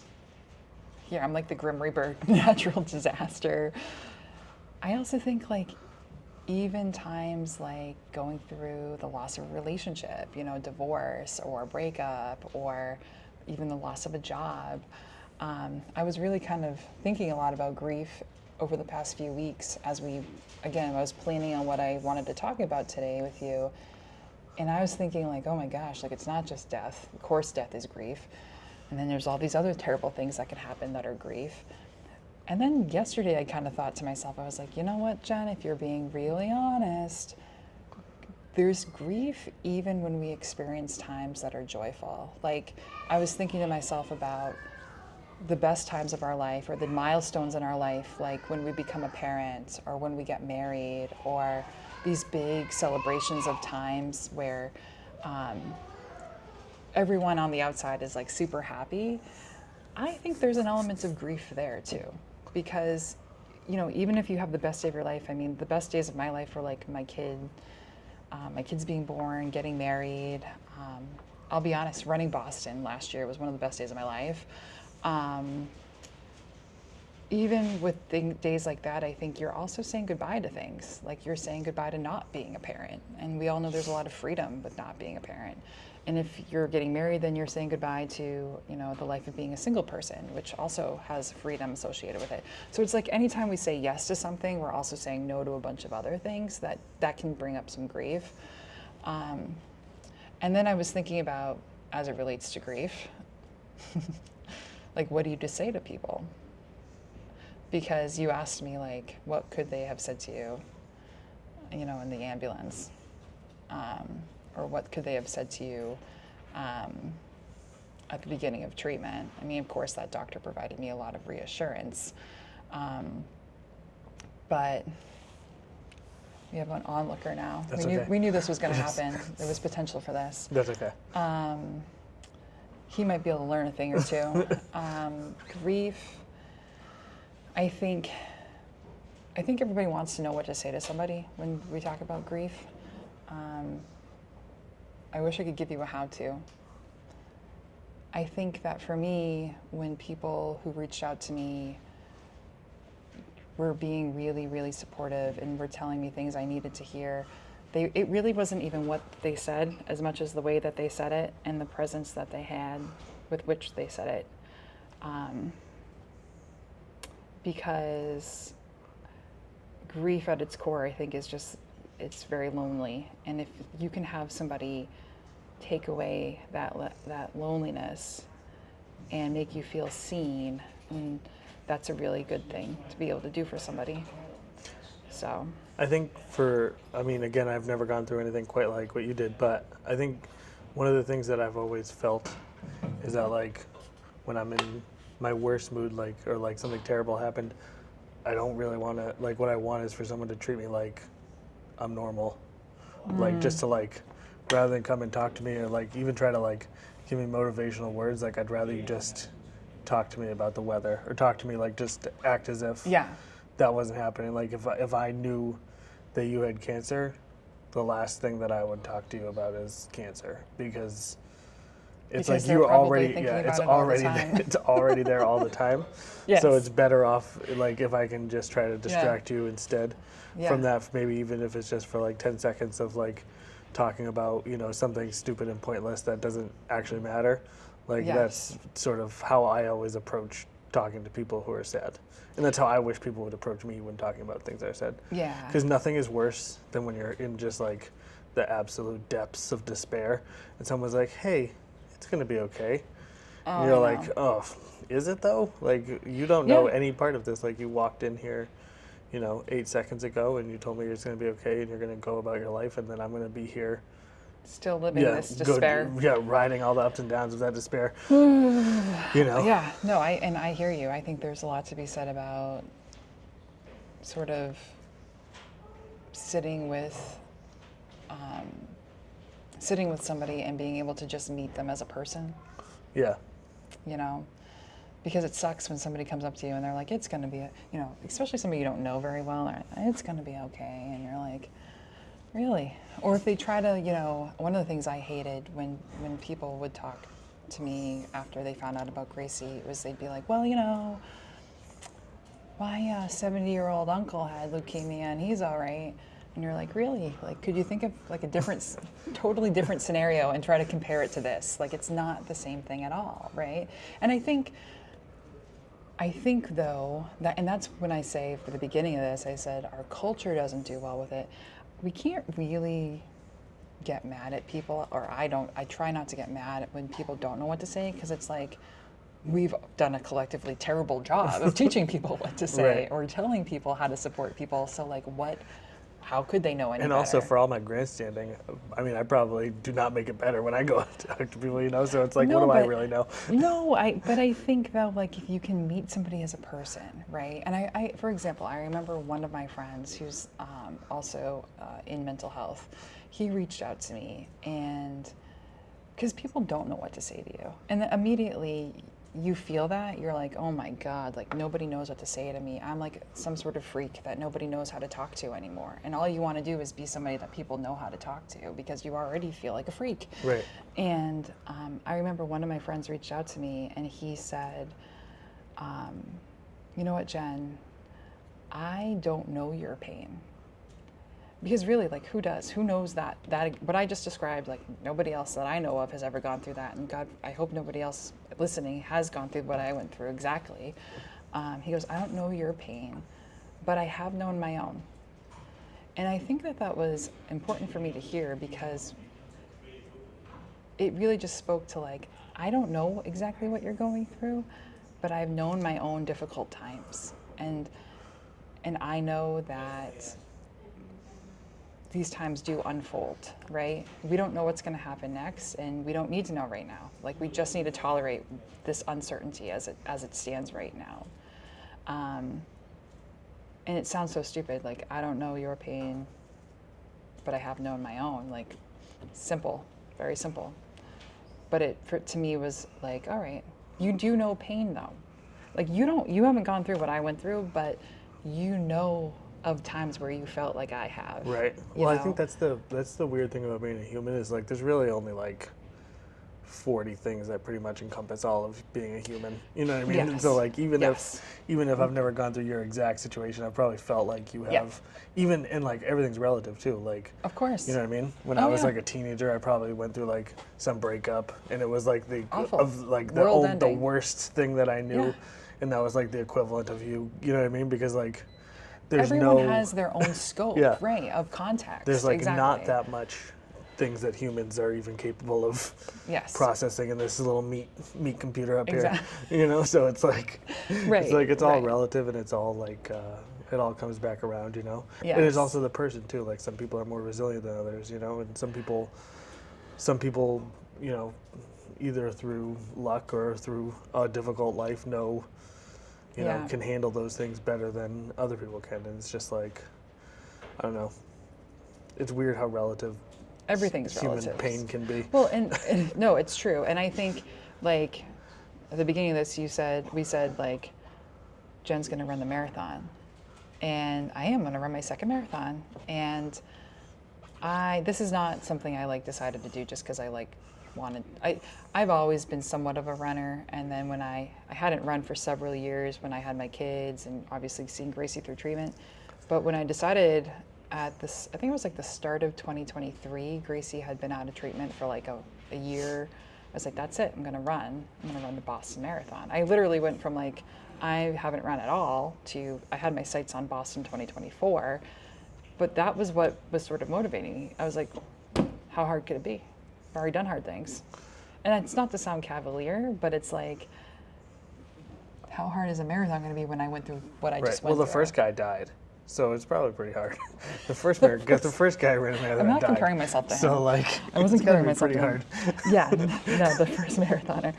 I mean, it is, and I'm not to say that it's not, but it's just in relation to what I've been through. It's come on, Right. And last year when I decided to do it, I was like, it felt kind of scary. It felt very vulnerable to do it, but I didn't want that to be the reason I didn't do it. So. Because I wanted to do it. So I decided I'm going to commit to it and, raised a lot of money. And really I raised a lot of money because I'm so passionate about this cause. Right. But again, there were people I met who were running that day who you just kind of know, they're scared out of their mind. And of course I was scared, but I was like, you can't really scare me. Right. I've seen very scary things, And part of what's powerful about being on the Dana-Farber team is that everybody on the team is kind of connected by this why that we're running, and a lot of people have seen some really, really awful things. And so it's what can we do collectively? It's kind of like this collective alchemizing of pain. Right. This collective alchemizing of the grief we've experienced. I've met some people who have gone through some really awful things, really profoundly terrible. And yet they're still here and they're rallying behind this cause. And it's they're still here. I can show up to run. Right. It seems very simple to me if this is what it is. And I remember one of the things that brought me some solace when Gracie was going through treatment was knowing that in a lab across the street, literally, there were people who were they were working at that moment to try and figure out, cancer treatments. Right. There were people who were dedicating their lives to moving this research needle forward. And so I was like, who am I to not fundraise for that and to also run? I love to run, I might as well. So that's why I wore my shirt today too. Nick kind of made fun of me. It's actually, you didn't make fun of me. You said that I didn't notice you wore a collared shirt today. Yeah, that's because you called me out when I did the. Oh, did I? Yeah, when I did What did I say? When I did the interview with the special education people, you said, "Oh, I see they get a collared shirt." Yes, and I did. I didn't. Nick had a right. So people know that I care deeply about public Collared education shirts. Oh. and collared shirts, duh. And I noticed. Keep in mind too, it was a shitty flannel that I threw on because it was cold. It wasn't even a nice Oh, collared was shirt. it? Yeah, it was just a trash. It's Oh. just I have She three looked shirts. fancy. I have that three lady shirts. looked very professional. She the woman did. you I had didn't. on. I looked like a lumberjack or I guess I didn't. But not a masculine I do one. I looked remember like a- calling you out for that. I though, looked and like a saying, fat lumberjack. You didn't wear One a who's been out collared of work shirt for a for me. while. And here I was purposefully dressed down in my Dana-Farber Marathon Challenge T-shirt or sweatshirt. Not I sweatshirt. thought it was Dana-Farber Medical Center. Nope, that's not it. This is the Dana-Farber Marathon Challenge. Okay. All right. All right. I mean, you can call it what you want. What was that first? So before we move on to the run, I did want to talk about one more thing, and that was just the, like I've talked to you enough about this now to like see that, like you always say, when like you talk about going through cancer treatment, was there like an added pressure because you were essentially like it was your daughter, but she was too, like she had no way to communicate, she had no way to even like say if she was in pain or how she was feeling or anything. Like, was there like an added pressure? Did it feel like almost like you were going through? I mean, I see. I think I understand what you're asking.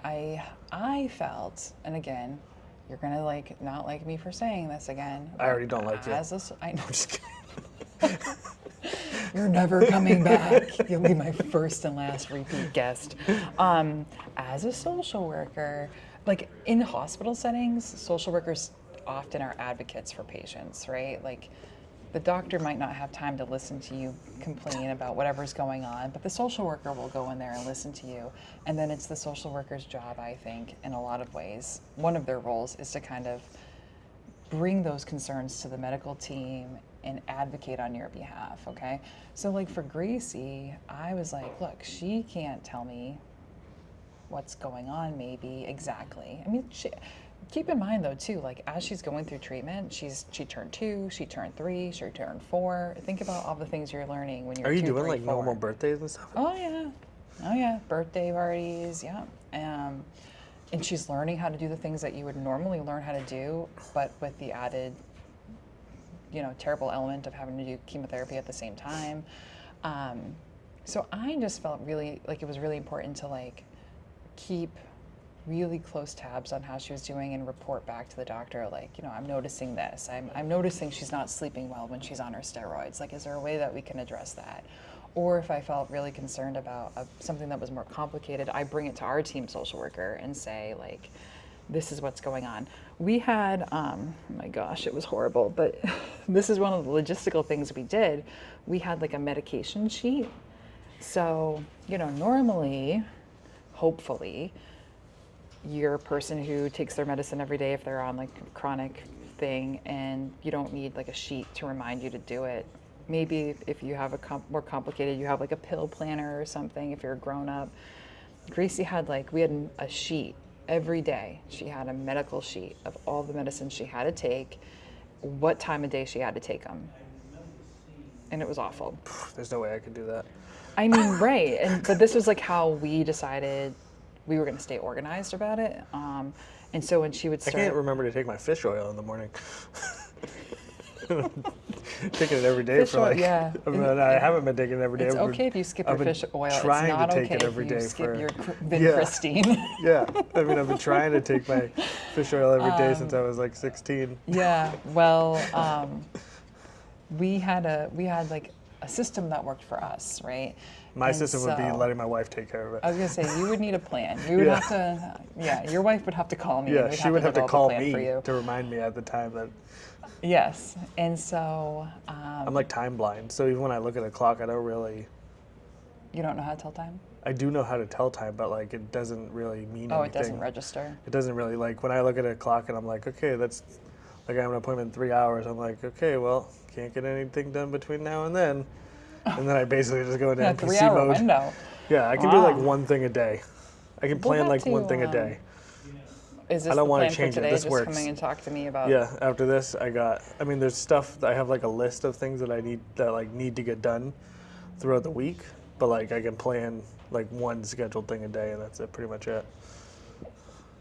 This would have been tough for you. Yeah. Yeah, no, it's what made sense for us.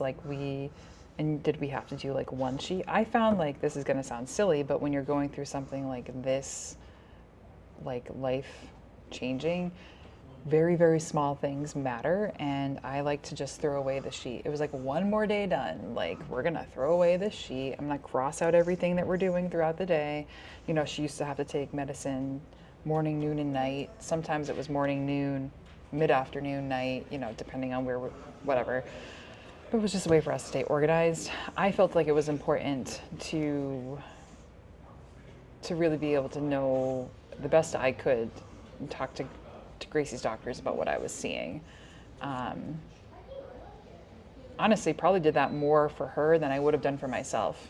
Yeah. Because I just wanted her to feel as comfortable as she could going through something that I knew was just profoundly uncomfortable anyway. So, yeah. But was that something that was like extra that most people you think probably don't have to deal with? Because it's a child? Yeah, because I mean, it must feel like you are, because they're like so young, they can't even walk. Well, I mean, you know what I mean? It's like, I think for Gracie in particular, at the age she was at, because again, like with pediatric cancer is unique because whenever you're diagnosed, you're going through some sort of developmental milestones as well. Like it doesn't matter if you're 2, there's things that you should be or you're 6 or 12. Like there are markers you're supposed to be meeting or whatever. I think for Gracie, like if she wasn't feeling well, I knew it and I would do something about it. But Gracie, like, again, it was watching her go through this. She didn't complain. right. Because she didn't know anything different. Right. Like, she just did it because that's what she needed to do. She's like, I go to the doctor and sometimes mom's sad. Exactly. Right. Like that's all there was. That's my life. Like that's all there was. So, like mom gives me medicine, I take the medicine. Like she never really put up a fight about that. There were kids who I know from the nurses that I would, interact with when she was inpatient or when she was at Dana-Farber, like that wasn't always the case for a kid that's 10. Like Yeah. a kid that's 10 has had enough life behind them to know like it's weird that I have to be here, Yeah. It's weird that I have to take this much medicine. It's weird that I have to come and sit in an infusion room and get chemotherapy drips. So I think like for Gracie at being the age she was, it was like she just kept marching on. Like she was such a profound source of joy because like how do you get sad looking at your kid who's going through hell and yet Right. is still wants to happy. watch Bluey. It still wants to watch Bluey, right? Like still, dresses up as Elsa from Frozen. Like still gets excited about opening up her. Like I'm just recalling these pictures that we had. She probably turned 3, and she had on this like Minnie Mouse dress, and like she opened up. We got her like a Oscar the Grouch stuffed animal that year, and she like opened it, and she was like Oscar, and it's like yes, like. She was such a profound source of joy, right? Like, she wasn't being taken down by any of this. So, like, at times I had to remind myself, like, look what's in front of you. She's Right. doing okay. Like, yes, we're going through something awful, and it's okay. Right. Sort of. Or really it was, like, for what it was. So, holding 2 contradictory truths, Nick, was a lesson throughout that. But Was there any time when it was like scary or like got real scary or like things didn't look good or you were like going in for like what? Tell me like the real nitty gritty. well I just keep thinking like if someone's like watching this and they just got that kind of diagnosis, like I would want them to hear like the truth. Like if this was me, I'm trying to think of like if I got this kind of diagnosis, I wouldn't want it to be like, I think a lot of times you have these talks, you have these interviews, and it's like everything is all like, oh, like the before and after. yeah, like super like, like happy. Everything was really bad. But I and think like then, the truth is it's like sometimes it's really bad, and sometimes it's boring, and sometimes it's like not exciting, and then sometimes it's like too exciting, and sometimes oh like yeah, like even I think like at the end when you get that feeling of like relief where you're like, oh, it's over, there must also be like some sort of guilt associated with that because you're like, wow, like I've never felt this relieved in my life. I'm like so happy, but I never would have had this if like my daughter, like, yeah. you know I what mean, I think what you're speaking to is like these experiences are really layered, Yeah. and they're really complex. And I mean, I guess I feel like a lot of times this conversation is like, my child got cancer, and then everything went great, and we beat it, and then at the end, everybody was happy, and like I don't feel like that's really how anything in life goes, and like I hope people don't walk away with the impression that that's the way it is. But that's why I keep asking these questions. Is Yeah, like, I don't want it to I just feel like mean- that. Like I want people to understand that like when you go through something like this, not whether it's child cancer or whether it's like whatever, like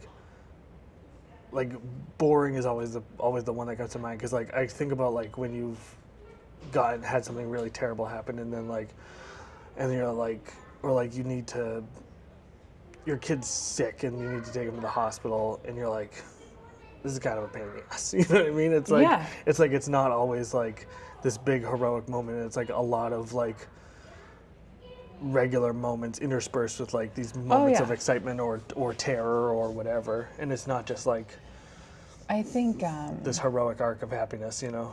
I think that's no. like that's almost like the narrative that we see, and I don't like that, I guess. No, I would agree, and I think I would even challenge that. Like, I mean, I'll say this: summer 2020, Gracie was experiencing like some very complicated side effects of treatment. I won't even go into like, I couldn't even tell you, I don't think at this point. Like, it was just a mess. Like, she went in, I was profoundly worried about her. I think she stayed inpatient for like 2 weeks at Boston Children's Hospital, came home for 2 weeks, and then went back in for 2.5 weeks. And she was just experiencing lots of complications from treatment.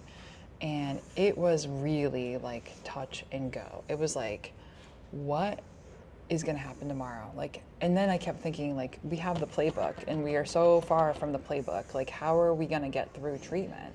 Because if we don't get through this book you told me that provides, you know, remission and a cure, like, how are we gonna get there? Like, Right. what's going on?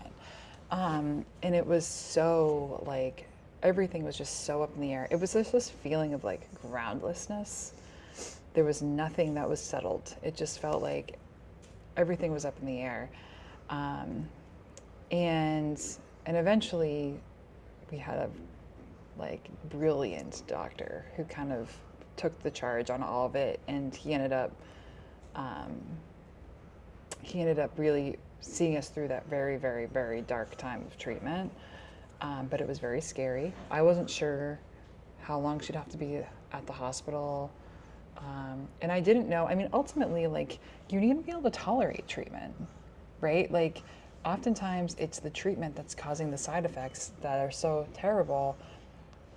And those side effects are what can derail you from actually getting the treatment. Right. So it's like this catch-22. Like, you need the treatment to get through, and can you survive the treatment to get through? Like, so, but I think, like, that was a very, very, very scary time.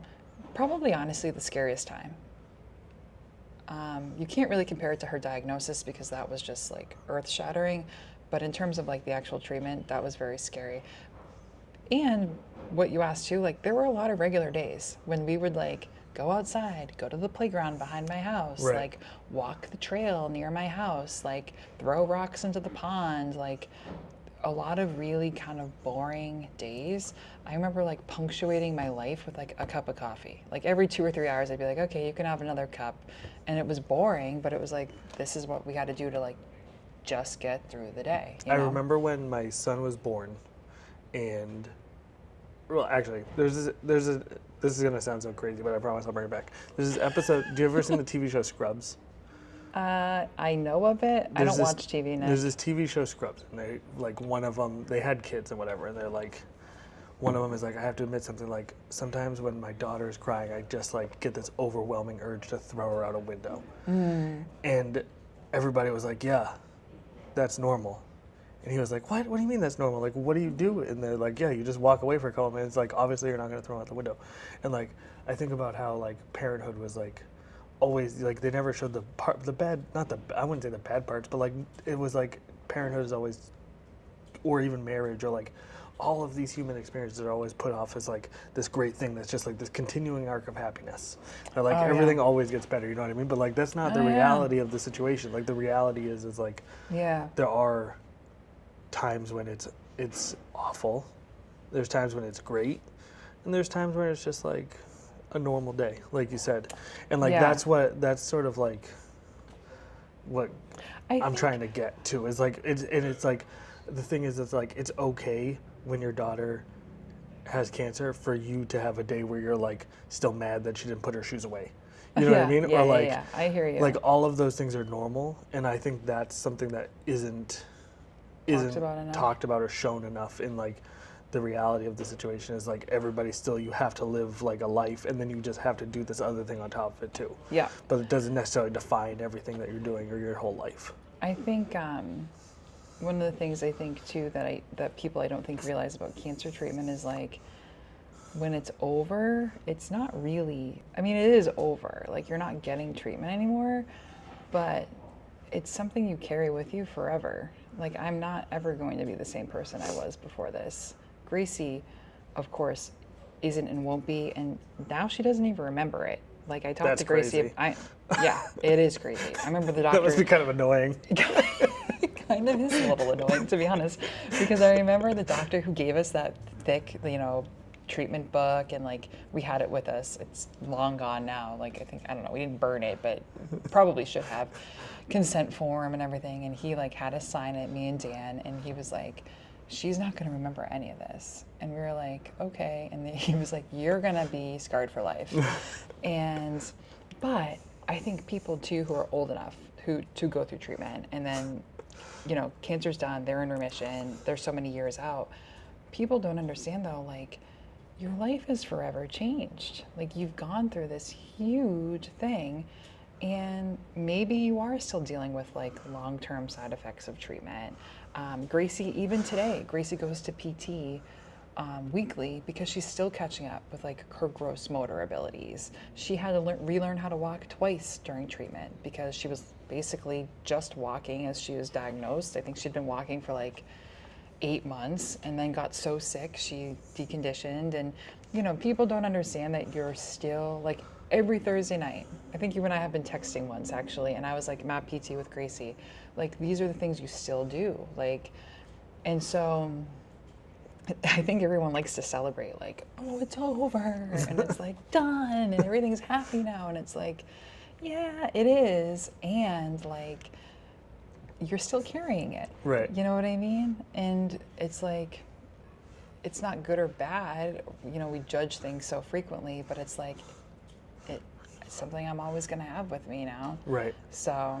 I mean, I think like my goal, and anytime I do something like this, and like I try to talk to people who, and like I just want like some mom who's like has to take her kid to PT on Thursdays, and she's like, fuck, it's Thursday, I have to go to PT, what a pain in the ass. Like I want her to know that that's okay, to feel that kind of like, fuck, it's Thursday, I have to go to PT. I think we judge ourselves. I mean, what is it? I think there's like a Buddhist saying or something, like we harm ourselves twice. Like there's the arrow that we take when we feel something, and then there's the arrow we take in addition when we judge ourselves for how we feel. And it's like, okay, like yes, it is annoying to maybe go to PT, or it's annoying to have your kids screaming, not putting their shoes on. And then when you call yourself an asshole for being annoyed by that, that's like a double hit. You should just be thankful that you get to go to PT, right. Well, and sometimes I remember having that exact thought sometimes, like when I would sit in Dana-Farber, you would go into like waiting purgatory sometimes, where like the doctor would see you, there would be a plan for the day, they'd have to get you your chemo, they'd be like, we're gonna call the pharmacy, we'll call you back when they're ready. And like literally it would take sometimes an hour, 2 hours, 3, like you were just waiting around wondering, like literally thinking to yourself, like, does anybody know that I'm still here? Right. Like, this is ridiculous. And then you're like, don't do that, because then like the forces of the universe are going to be like, cancer's going to strike you down. Like you can't get mad at the cancer people. And it's like, it's a catch-22. Again, like you're happy to be there, of course, and this is the worst wait you've ever had in your life. Right. So. All right, so now let's talk about something happy. Now that we've gotten all that talk out of the way, let's talk about running and how you transitioned into how I transitioned. Marathon runner Jen. Oh, marathon runner Jen. Yeah, I wasn't always marathon runner Jen. When you and I, like when you were like, Jen, come back and talk about this, I was thinking like, let's talk about Dana-Farber Marathon team and let's talk about fundraising. Oops. And then Sorry. I messaged you and I was like, what do you want me to talk about that day, Nick? And you were like, I'm really interested in knowing how a parent survives that sort of life-changing event. I was like, oh. Surprise! Go to the QR code located right here. No, and I don't mind talking about either one of them. It's just it's funny, the running community I think can gatekeep a lot. Like You used to be like punk, right, Nick, or whatever? Okay, so like you didn't. I wouldn't say that out like- loud because it's very cringe to say. Is it? To say Yeah. call yourself Yeah, punk? you wouldn't say that. What the fuck would You you would say just then? exist as that and then hope other Okay, people well, notice. you're actually proving my point, because I think when people show up to like the punk show, everyone's quietly wondering, am I punk enough for the punk show? Do you know what I mean? And like I think running is kind of like that. Like you're all kind of looking around like, are these people faster than me? Can they run faster than me? Do they run more than me? And so I never really considered myself like a runner, even though in my 20s I ran some half marathons. I wasn't really like, I never run in high school or college.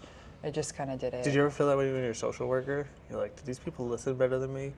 These people more Actually, I know social I'm a good social worker. social workery than me. These people care way more than I do. Ah, they must. Right. Actually, no, I've never really felt that way. I've never felt that way about being a social Interesting. worker. I don't know. I think if I We need a therapist to call in and talk about that for a minute.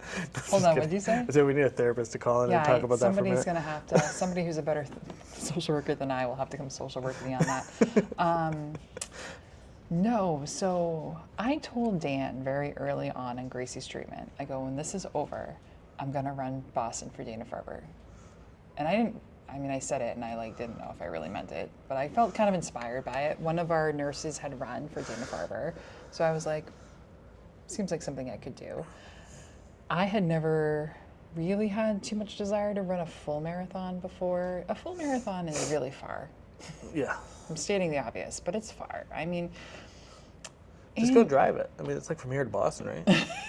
Isn't it like 20 miles from here to Boston? 26.2 miles. There was a day when I was bringing Gracie to a doctor's appointment in Boston, like long after her treatment ended, and I think it said like 26 miles to like Somerville or something, and I was like, oh, just get out now and start running. Yeah. But yeah, it's a far distance. It's an unforgiving distance. But there's also a reason why people fundraise and run that distance. It's because not everybody is willing to do it, right? So I decided. When you look like this, any distance is unforgiving. Well, but if you wanted to do it, you could do it. I really do think that. Like, I think that if you really want to do it, you can. I wanted to do it. Anytime I come to a set of steps, it's like my D-Day. It's like my storming the beach at Normandy. I gotta get up. Yeah. I gotta do it. I had kind of, I guess, had that in my head through Gracie's treatment, and finally a year out of Gracie's treatment ending, so it was beginning in 2023, I was like, I'm gonna do it. I'm gonna do it. And like, you don't know me well, Nick, but I think you know this about Jen. If I say I'm gonna do it, I'm gonna do it.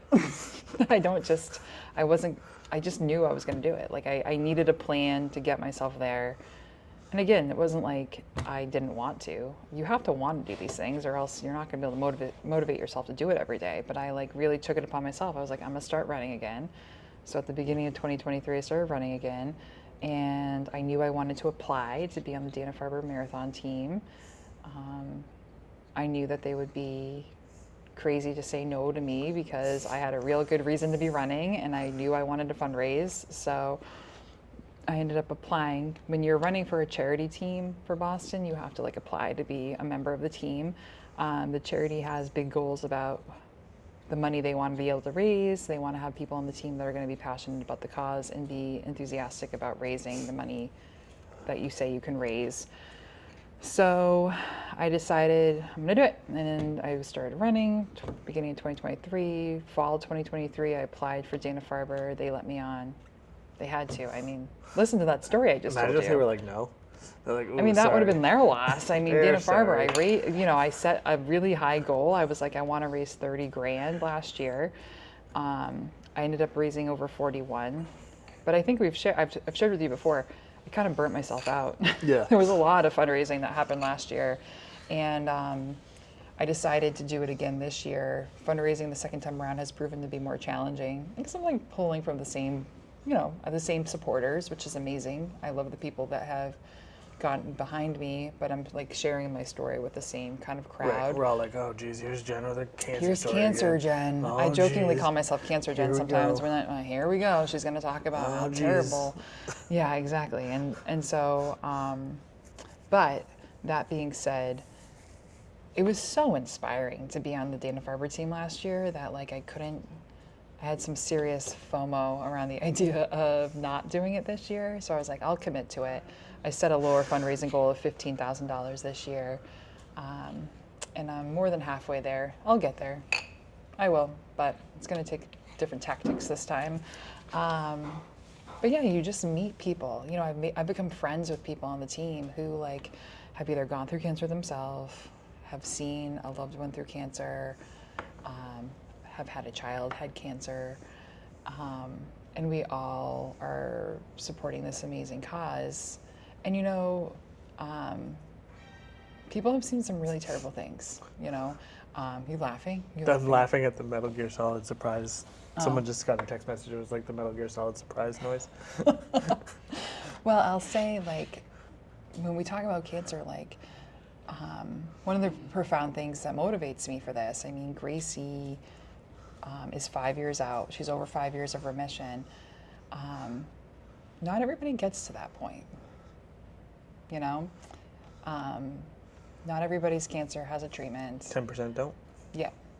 For childhood leukemia, there remains, you know, 10%. Statistics across pediatric cancers, and we're talking like, you know, any pediatric cancer. Cure rate, we use that term, is 80%. I mean, 80% to me is not good enough for a pediatric cancer cure rate, you know. And then I don't need to tell you, you likely know some of the bigger cancers like pancreatic cancer that you can get diagnosed with as an adult have really, really bad outcomes and not very successful treatments. And these are places where we really need to do better. So it's like, why not? Why not run? Why not fundraise? All of the money that we raise at Dana-Farber goes directly back to Dana-Farber's research, and the doctors there have to apply to use the money for the research that they want to do. And so, I don't know. I mean, the people who I run with, it's like a very powerful group to be part of. It's like I kind of joke, I may have told you this before, it's kind of like no one wants to be part of this fraternity. Right. Because it sucks to have a reason to need to or to want to fundraise for it. And yet we all support each other. We all see each other through. And it is a lot of camaraderie. It's like alchemizing that grief I talked about, you know, alchemizing that pain that we all experience in whatever form we experienced it. And there was like a couple Saturdays ago, the Dana-Farber team hosts like group runs on the marathon course. Did I text you about this? Like, I think I was like, I've had a great day. Like, yeah, I think you posted about it online too. Oh yeah, yeah. Well, that's the other thing. When you're fundraising for marathon training, I don't miss a chance to brag about my long runs or to talk about like I just did a training run. Like anybody want to donate to my cause? Because it is such a tremendous cause, and I do take the training very seriously. Like I think anytime anyone wants to run a marathon and do it to the peak of their ability, it's going to be hard. And hard doesn't scare me. So, yeah.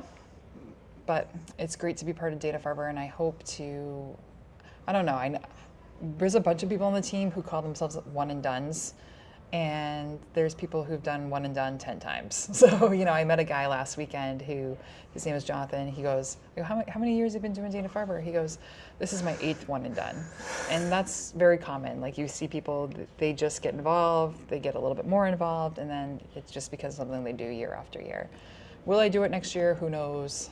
I can tell you that this year it's bringing me a lot of joy. So I think you see that a lot, especially with like tragedy, and that like once you find a group of people who have like been through it too. I mean, I think it kind of goes back to what we talked about before, where it's like they just treat you like a person. They don't treat you like, because they've all been through the same thing. So like, yeah, Jen, we all of our kids had cancer. We get it, you know. Well, it's an unspoken truth. Yeah. Yeah. So like, you don't need to talk about it's it. just, you don't need to like exactly. bring it up. Yeah, I would say that there's like some very strong bonds I've made with people on the team, and so much of what bonds us is unsaid. We don't have to talk about that because we already know. Because I think probably for like other people, like normal people, are you calling us not normal? Yes. I think for like people who aren't freaks like you, no, I'm just kidding. I think for like most people, it's like seems like older generations know they can't not bring it up. You know what I mean? It's like anytime that something terrible happens, they're like, oh, Remember that I just time wanted that to terrible tell thing you, happened? yeah, 14 years ago when you got clean. I'm gonna bring it up every time I see you for the next 14 years. You know what I mean? Or like, oh, Yeah. oh, I'm so sorry. I heard about, They like to remind you about the worst time I of heard your about life. your grandfather passing 8 years ago. You know what I mean? Wasn't It's that like, awful? Yeah, that must have been terrible. Do you want to go into it? Yeah. It seems like people always want to bring up. Oh yeah. But I don't think they do it in a mean way. I think they just can't. They can't just. Sit with it. Doug Flood actually talked about this, and he's like, his son killed himself, and he's like, and I can see everybody who talks to me sort of talks to me with that in mind, and so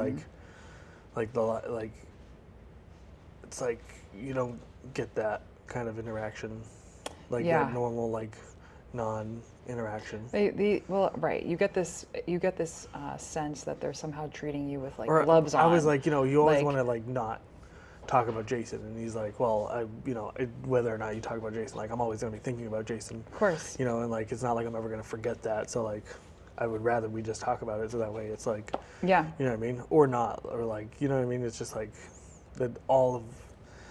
it's one of those things cancer, suicide, all of those things. It's almost becomes this defining thing, and Right. then everything else about you is burned away in a lot of people's minds because all they can think about is this one. That's the thing that you horrible had to thing. go through. Yeah. Yeah.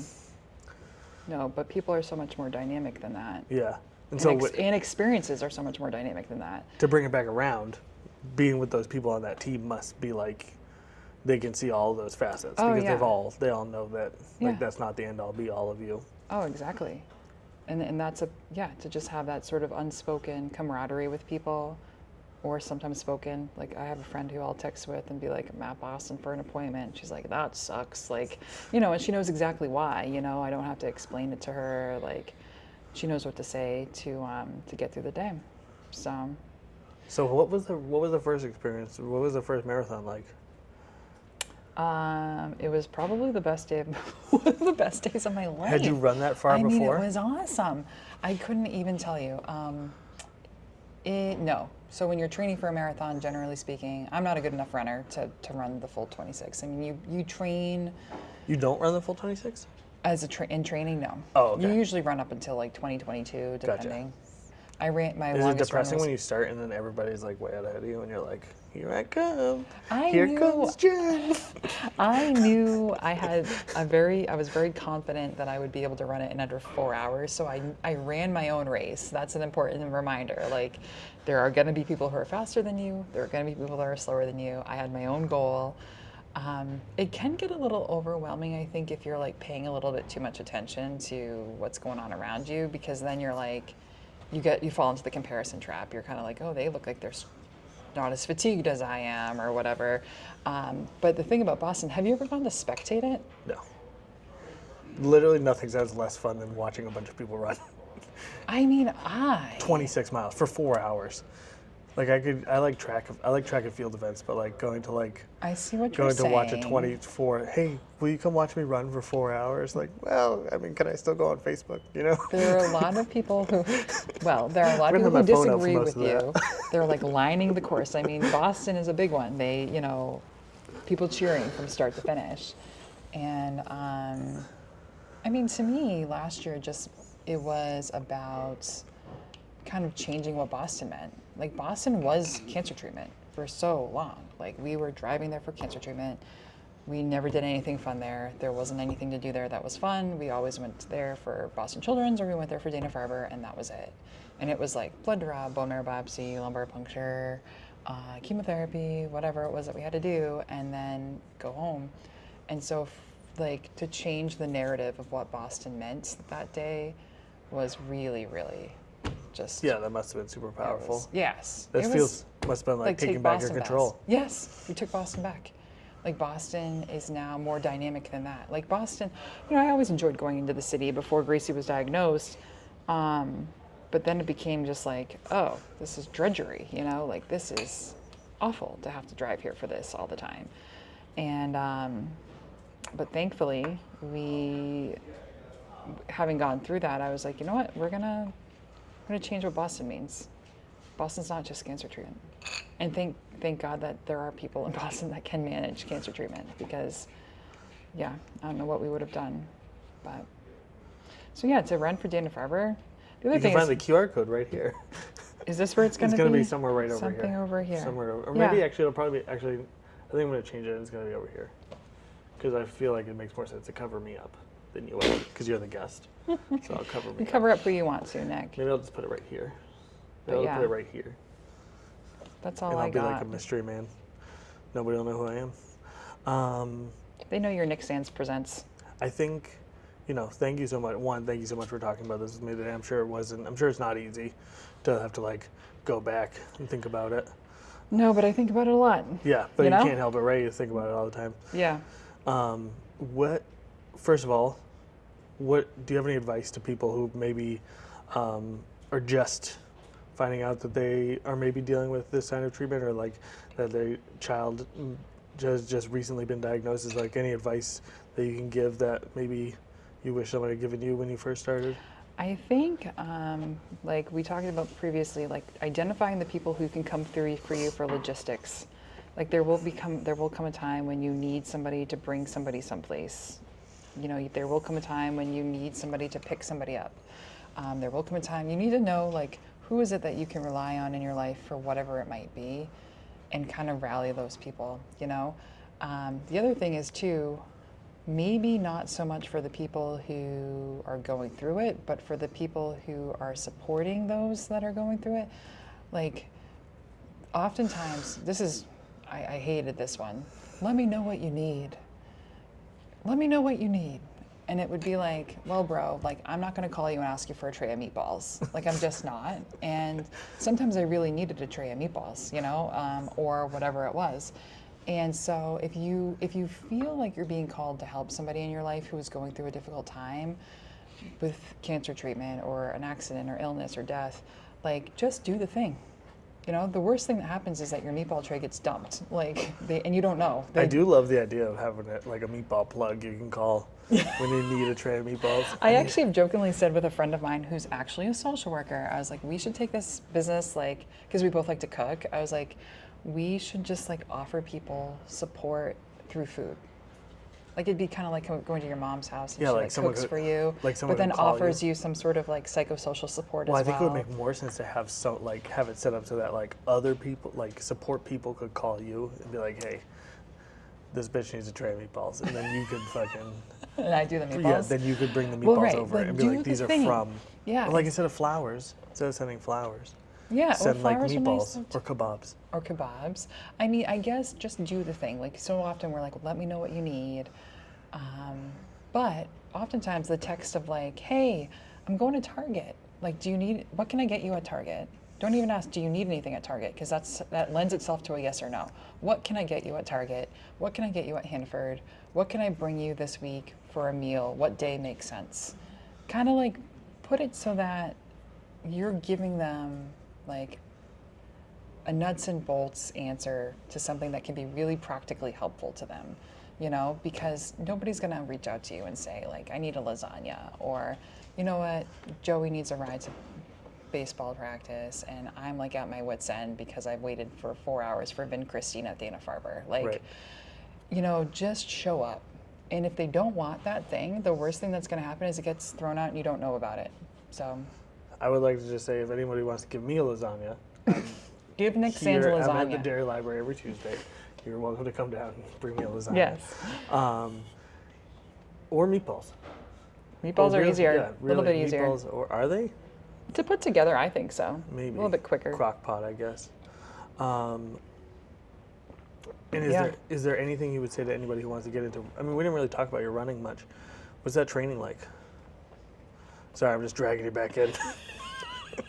You know what? We'll save it for another day. Maybe Nick really wants to ask me a lot of questions. Maybe I become a regular, Nick. I do love talking to people.